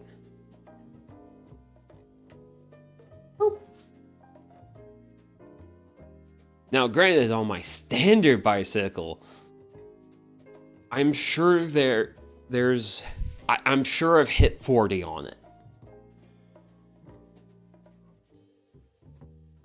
And you might be thinking, Sugi, how the schmuck did you hit 40 on a bicycle? And the answer, chat, is with a very big hill. A very, very, very big and steep hill. I did bicycle that bike up. And then I went down the hill. And the amount of whee I did was unreal. Like, I don't know my actual speed, but I was going so fast that the air rushing around me, I keep my bicycle helmet a touch loose. The air rushing around me was enough to lift my helmet off my head.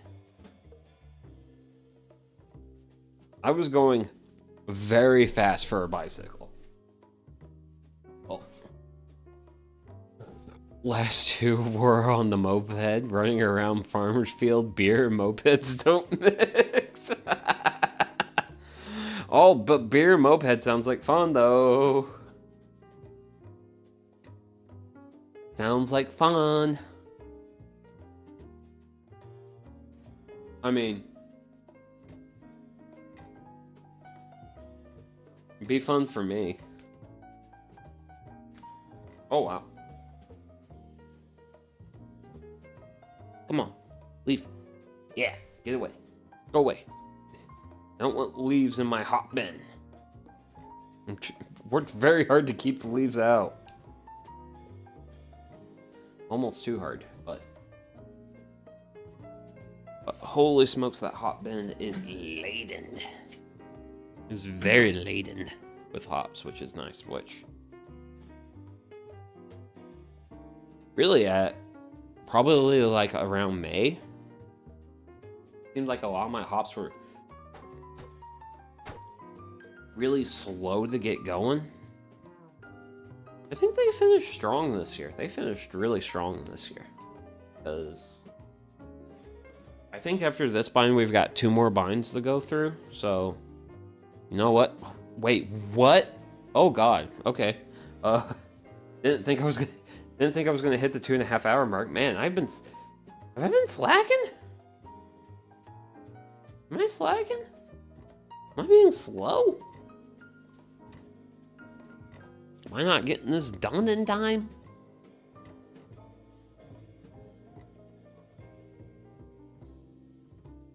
I mean, the only time schedule I'm on is my own. Ugh. Aww.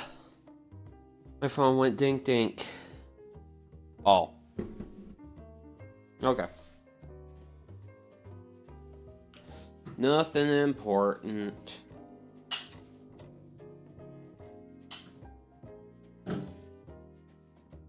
For a second, I thought I had a friend trying to contact me and be like, "Hey, Sugi, in stream, I want to go drink beer." And then I'd just politely tell the friend, "Hey, I'm not leaving my house to go drink beer until I've had some pizza. Then I'll go drink some beer." But until then, I'm not doing that. Now, granted, I really haven't been on my bicycle with a lot of beers in me in a while, so who knows? Maybe if I actually get some beers in me, hop on that bicycle, maybe I can have some shenanigans stories for you guys. I still remember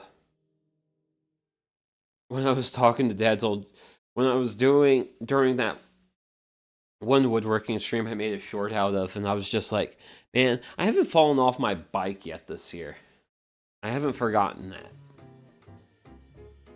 But to do that, I'll need to probably ingest a fair amount of beer,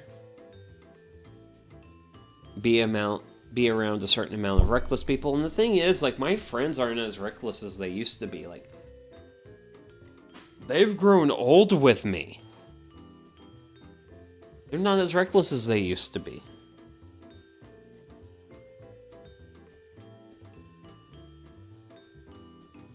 Which is, I guess, good for our well-being, but doesn't make for good stories.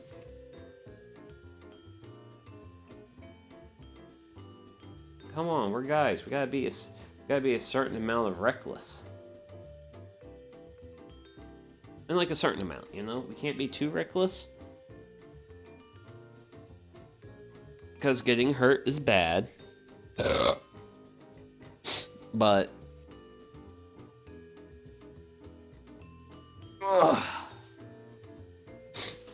we also cannot be not getting hurt.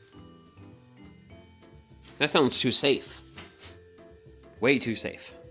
Can't be having that.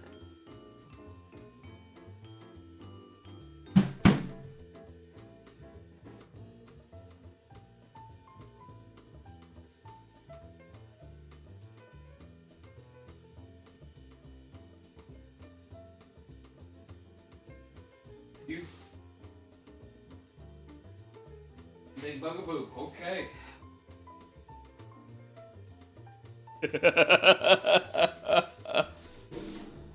Oh, dearie.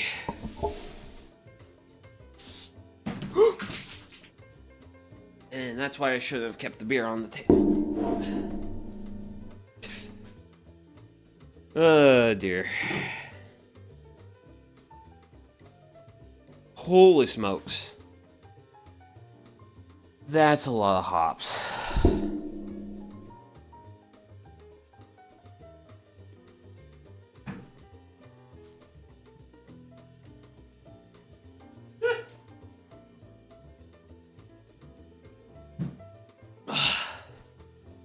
Now the only thing I'm too terribly disappointed in myself in is the fact I just spilled a fair bit of beer. Woo! So we are going to finish off this hop harvesting stream with an absolute monster of a bind, which honestly, I'm cool with the idea of us finishing it off on a monster. Because, hey, you know what? Seems somewhat, I don't know, somewhat eventful? Not sure if this is really eventful of a bind, but we'll see as we get through it. There's some branches that I'm worried about, because this starting section that I'm working on is pretty straightforward, nothing too out of the wild. Occasional leaves and cones. But yeah, we can see so when your scales on the hop start to brown, that is when you know your hop is starting to over ripen. So definitely pulling these at a good time. Versus letting them hang out on the bind for too long.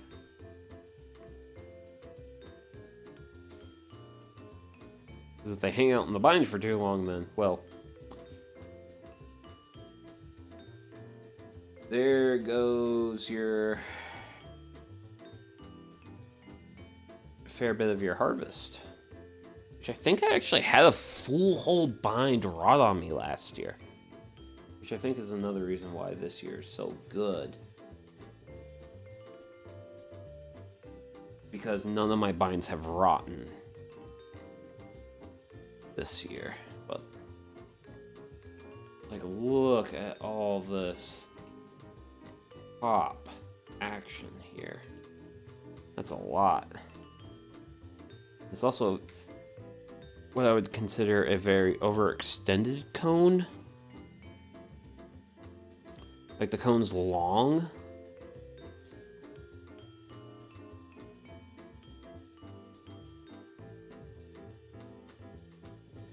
I don't like, not too particular, not a huge fan when the cones get too long, because that's when they usually will, like, get a leaf in them. And you gotta pluck the leaf out, grab the cone, do all that.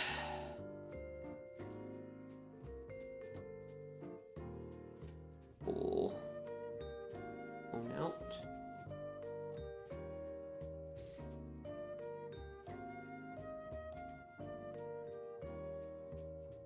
But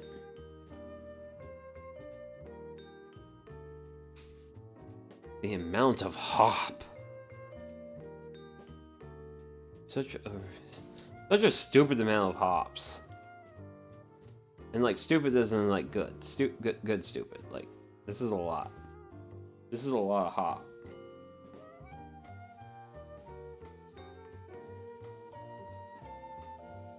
Ugh.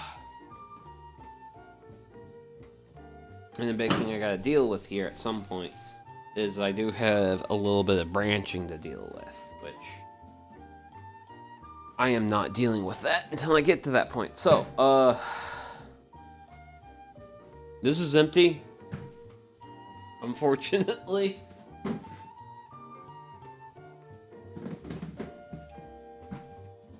gonna fix my problem.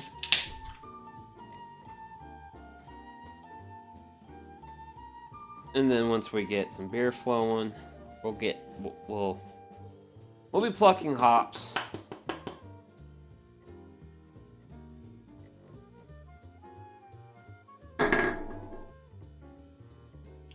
Because, you know, you gotta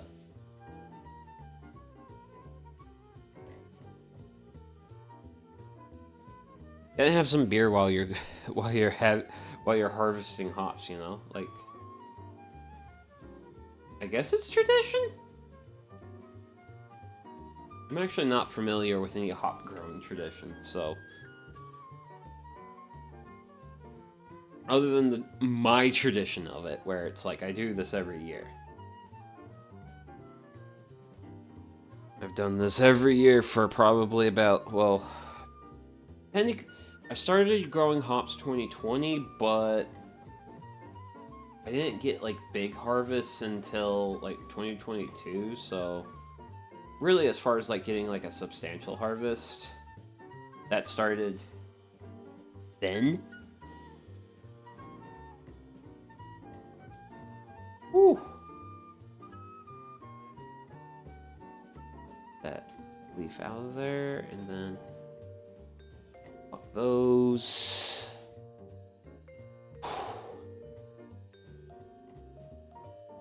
Come on.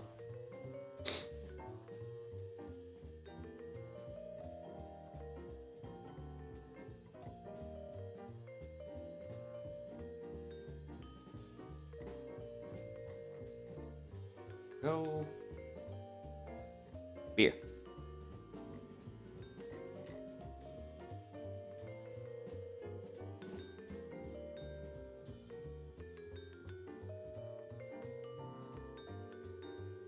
Remember, beer is very important for nutrition.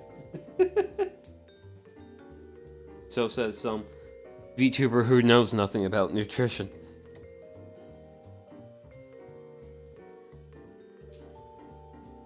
Granted, I do know in terms of beer, the yeast in beer is actually a good source of B12 vitamins.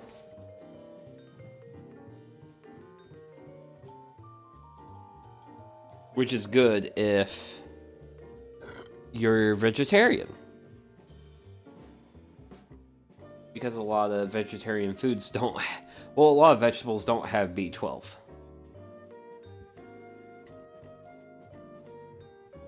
Like, if you're a vegetarian, getting all your B12 needs is a little bit tricky. There's ways to do it, especially if you embrace multivitamins, but... Okay. Let's... Okay. So we have this piece here, and then I have this piece here. So we'll just take care of these guys, because the main piece is getting pretty jungly. So since it's getting pretty jungly, we're going to tackle the smaller stuff to lighten the amount of stuff is on the field, essentially. I don't want to have a whole bunch of stuff to worry about. So I'm going to just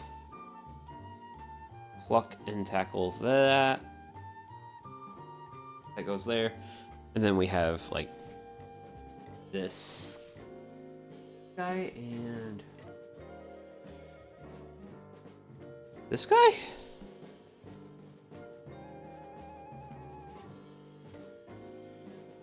Which are both very small. Small with small cones, so...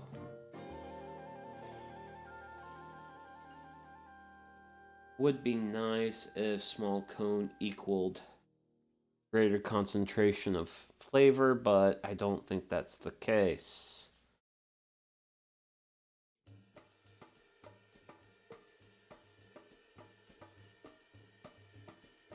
In reality, is what I'm just trying to do is just try to isolate down that. Hold up with this guy, because this guy's a little bit more substantial. A little bit more substantial cones.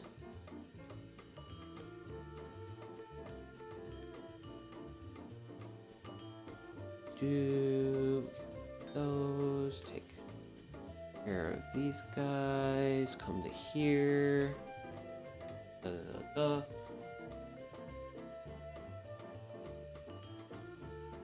And then, funny enough, this is actually wrapped around, this is goldenrod here. That's the plant this bind has been wrapped around. So we now have the bind and the goldenrod. And we wish to only extract our hops.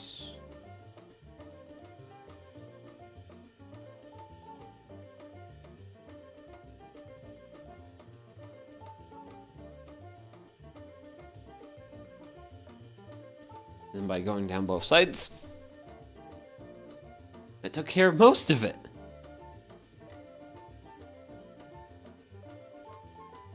And now we just have a big jungleized monster to pick our way through.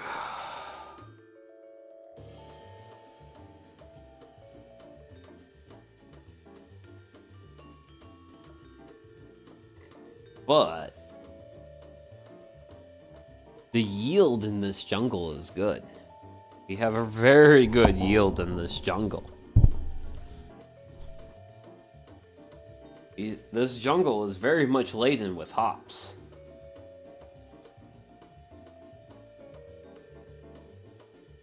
It's just teasing everything apart is the slightly more challenging part.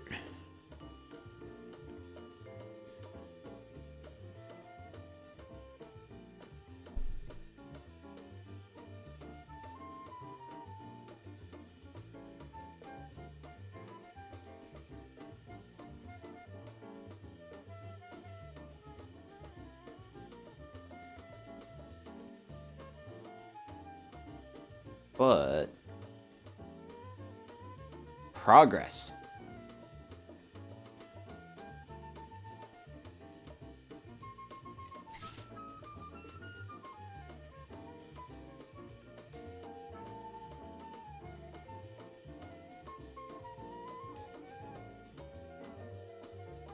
But also, that's just how progress goes. It's steady. Honestly, steady and slow progress. This is the best kind of progress. Like, very aggressive, very quick progress is very... It's not as permanent. It's a lot like riparian tree species.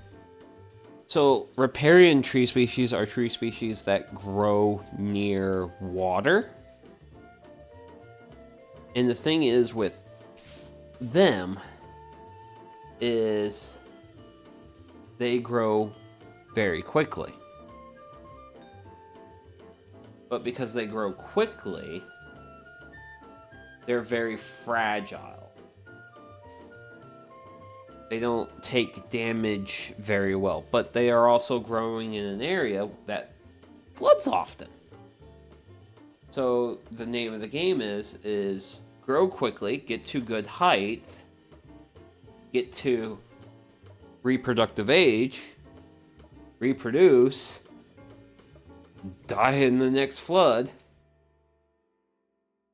and then the process begins over again, with the flood carrying the new generation to their new homes. That sort of deal.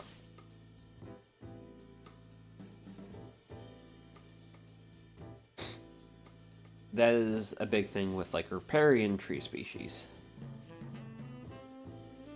Which is why the wood from those tree species is like soft. Not super great for furniture purposes, but at the end of the day, it still works depending on what you're trying to do. Like the cube that my blacksmithing anvil sits on, that's on soft maple. And soft maple is a riparian tree species. It's fine.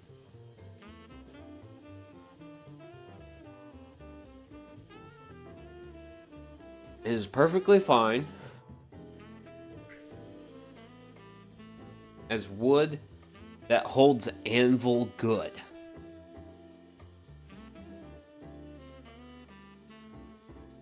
Less fine as furniture you want to outlast your family line, though. It's less ideal for that.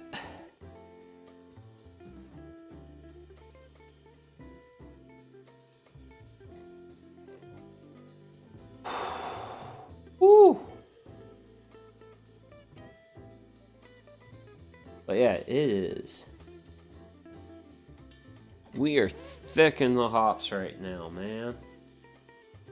Like, very thick in the hops.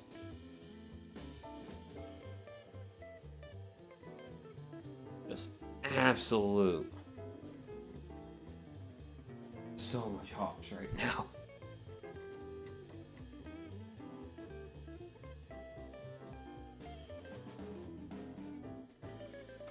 Which is funny, because I think this is probably like the thickest amount of hops we've had yet.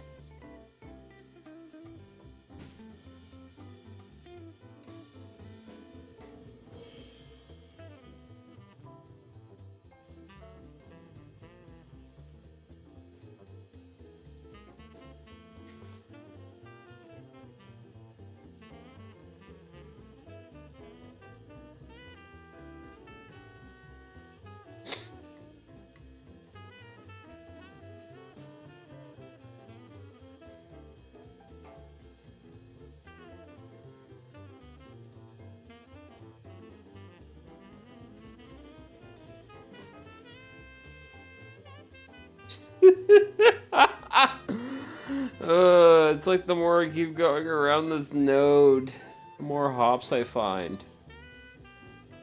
It's like, there's gotta be an end. Which there is eventually, but it takes a while.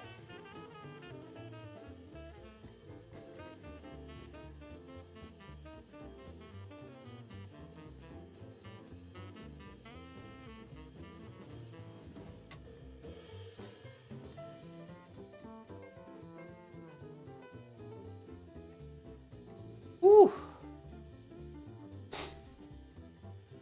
But yeah, this is kind of where we're at. This is some of the heaviest hop territory there's been today.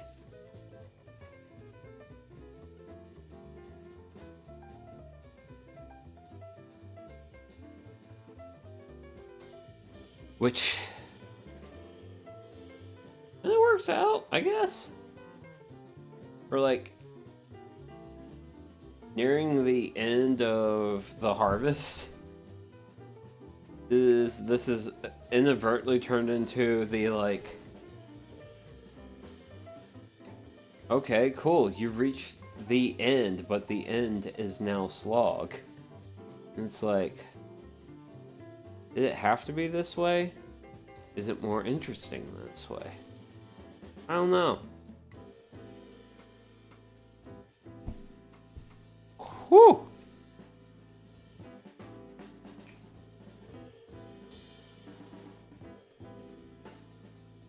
I mean, I am thankful for the agricultural abundance.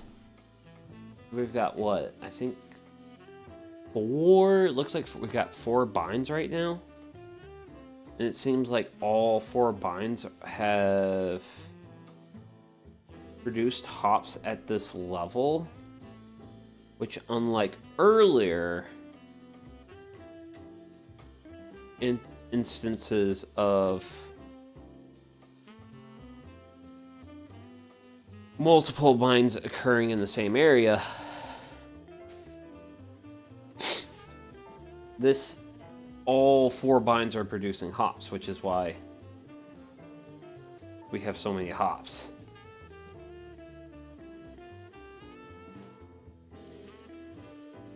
But hopefully, I think it is thinning out a bit. I think we're thinning out a bit. Boy, oh boy, have we filled this.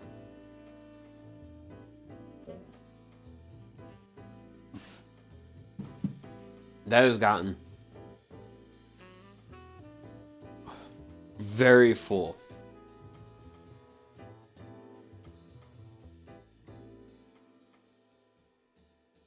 And it makes me wonder how long it's going to take for me to dry all these hops out. Oh, there's one.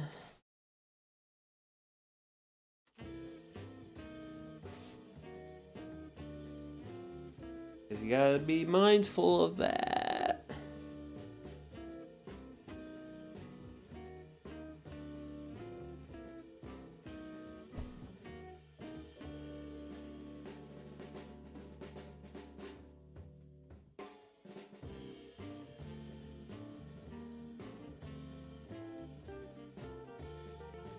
Care that.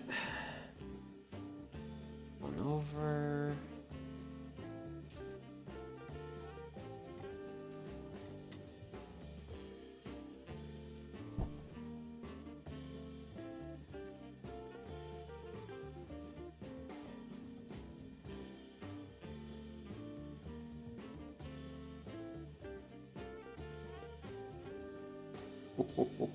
Oh.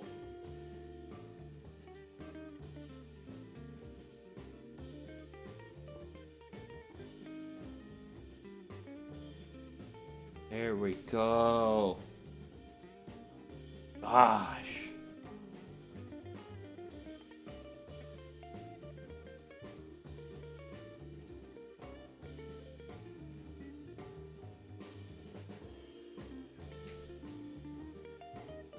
Production. What production? But we're really... I think we're really starting to make our way out of the thickest parts of that.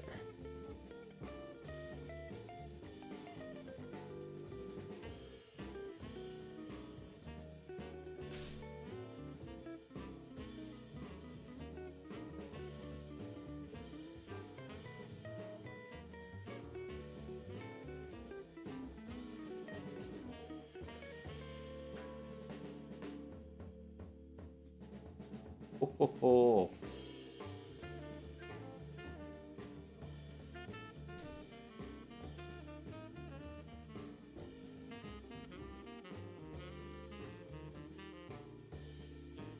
Those.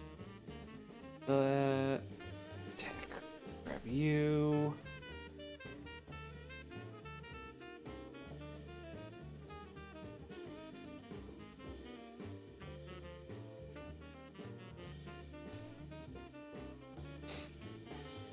Ooh.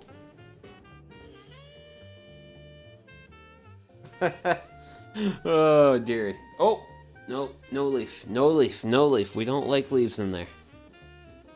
Sorry, leaf.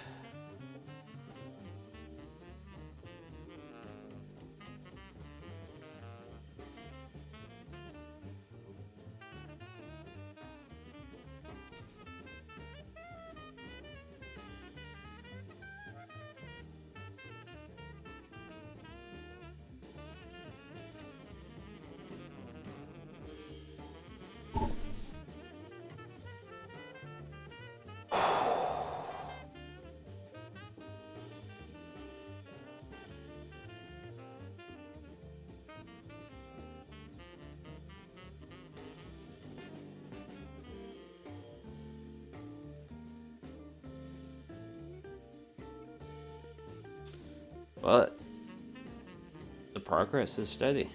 Progress is there. Slowly working through this.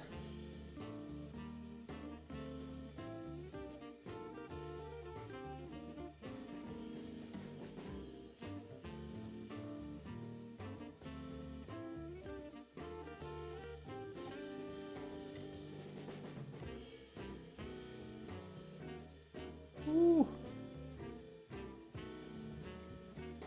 Beef outdoor. Man, why has my vision been a little bit weird? Because occasionally there's been a few times where I've seen doubled.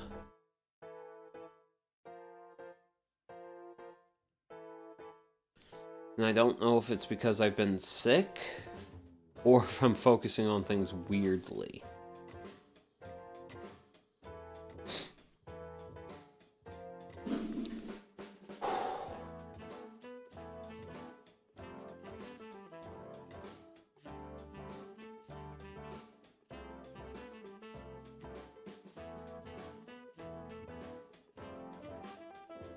Whoa! Whoa!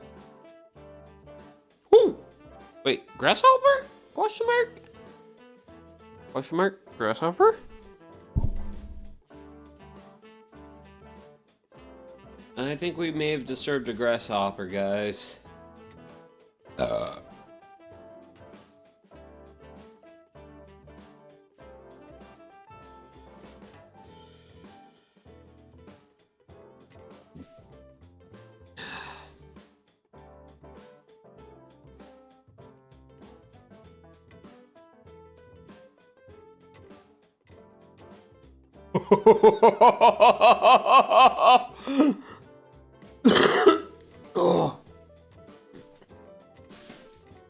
Oh.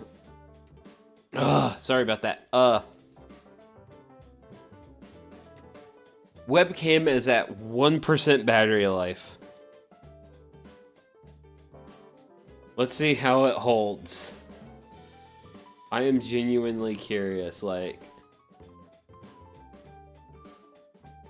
Will it hold? Will it not hold?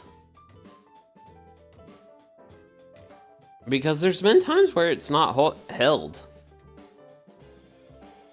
Like, it's just like, oh, I'm tired, I'm done.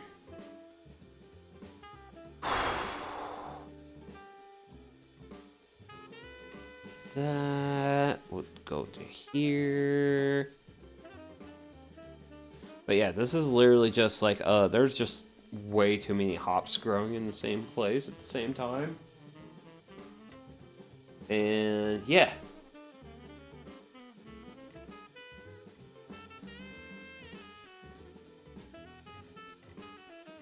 It is, to put it mildly, a lot. It is a lot.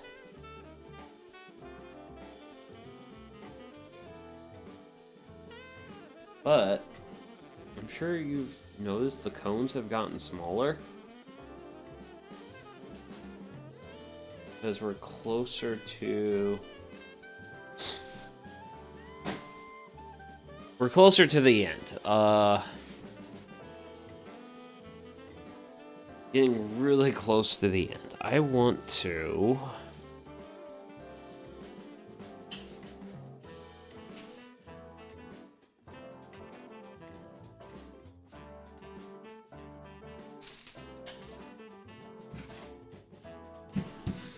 I'm going to divide and conquer. I always love dividing and conquering because... Oh! There it is. There it is. The GoPro has died. GoPro has tapped out. It has said, "Hi there, suckers!"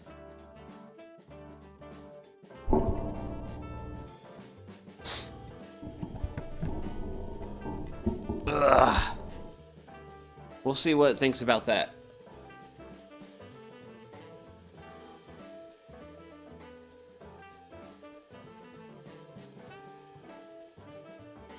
Ooh.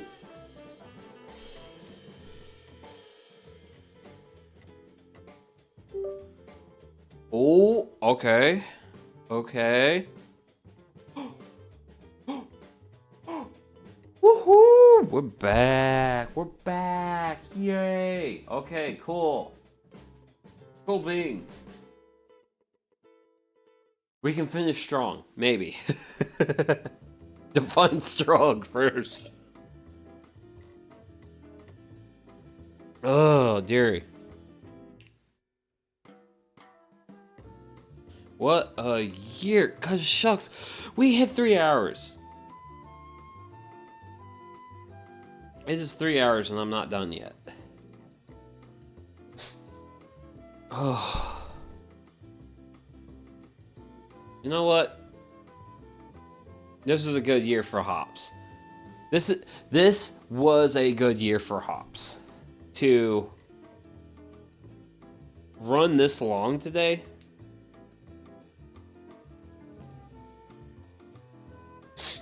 It's a good year for hops.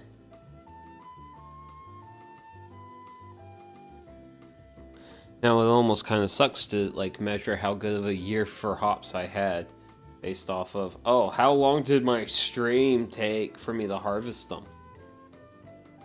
But I feel like I've been staying like pretty on task, you know? Like,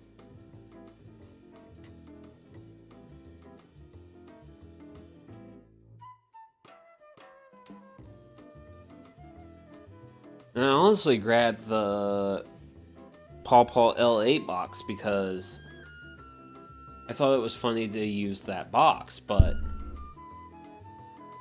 because normally I will put them in a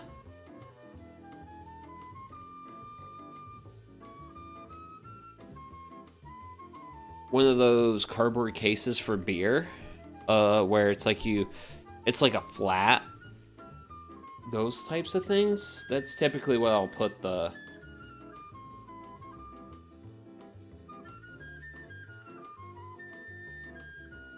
hops in. And for this year, holy smokes, like,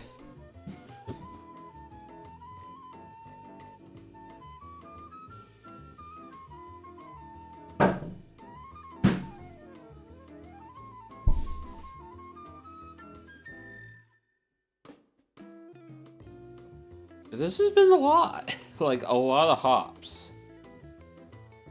So, we're definitely reaching...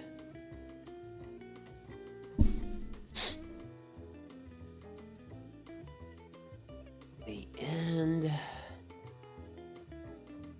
But... also, I got like 1, 2, 3, 4, 5, 6, 7 binds. At this point, like, a lot. I have a lot of binds at this point. I have too many binds at this point.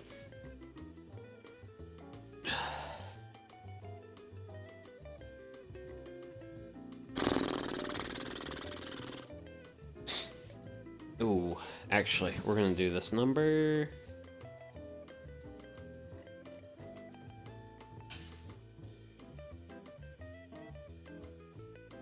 Separate. Because separating things makes it simpler. When I separate things, there's less per thing, and that makes it easier for me to work it.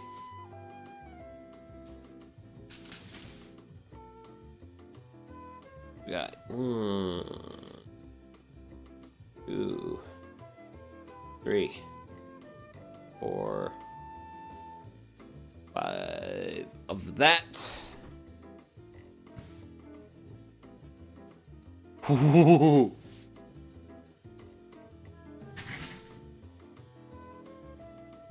Oh wait, there's... I just saw you. You, okay, cool. So, that's done.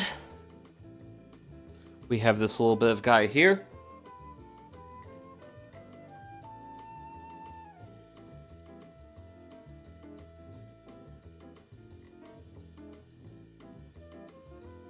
And you know what?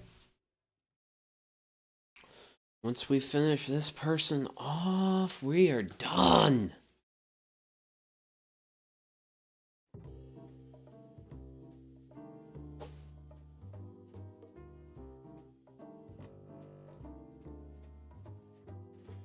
Nothing there, nothing. Oh my gosh, that, well. Oh. There's a hop on the ground.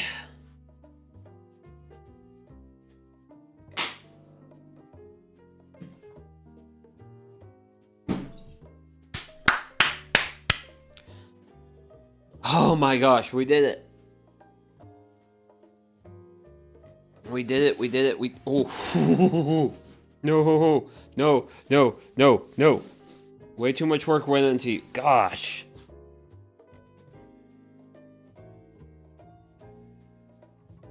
Gosh, gosh, gosh, gosh, gosh. Good golly gosh. Shucks. Oh boy. But there we go. That is it. That is the 2026 Hop Harvest. I gotta say, pretty hefty harvest. Like, honestly, if I'm just evaluating this based off how much the thing weighs, like probably like 2 pounds, 3 pounds. Somewhere in between there.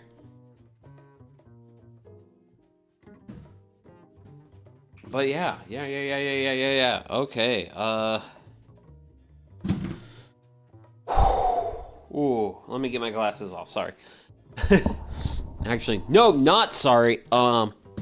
Yeah, man, what a day. What a day. Like, really good hop harvest. I think okay-ish yaps, considering I'm still vaguely recovering from a sick. But, yeah, the 2026 hop harvest has been brought in for the most part. I still have a couple binds that I'm letting ripen. So there's still a few more. I've still got a few more things that are ripening out in the garden. So I've got that stuff going on. But, oh boy, I didn't think I was gonna go for an hour. Well, for 3 hours today. Usually it's like a 2-hour thingamajig. So, though I don't really see any mutuals live right now. So, okay. So I don't have any mutuals live right now. So I'm just gonna go ahead and wrap up today with thank you very much to everyone who's tuned in. We had a good hop harvest today. No praying mantis this time, which is kind of disappointing because I like praying mantis. Praying mantises are cool. They're really cool insects, but really, I am going to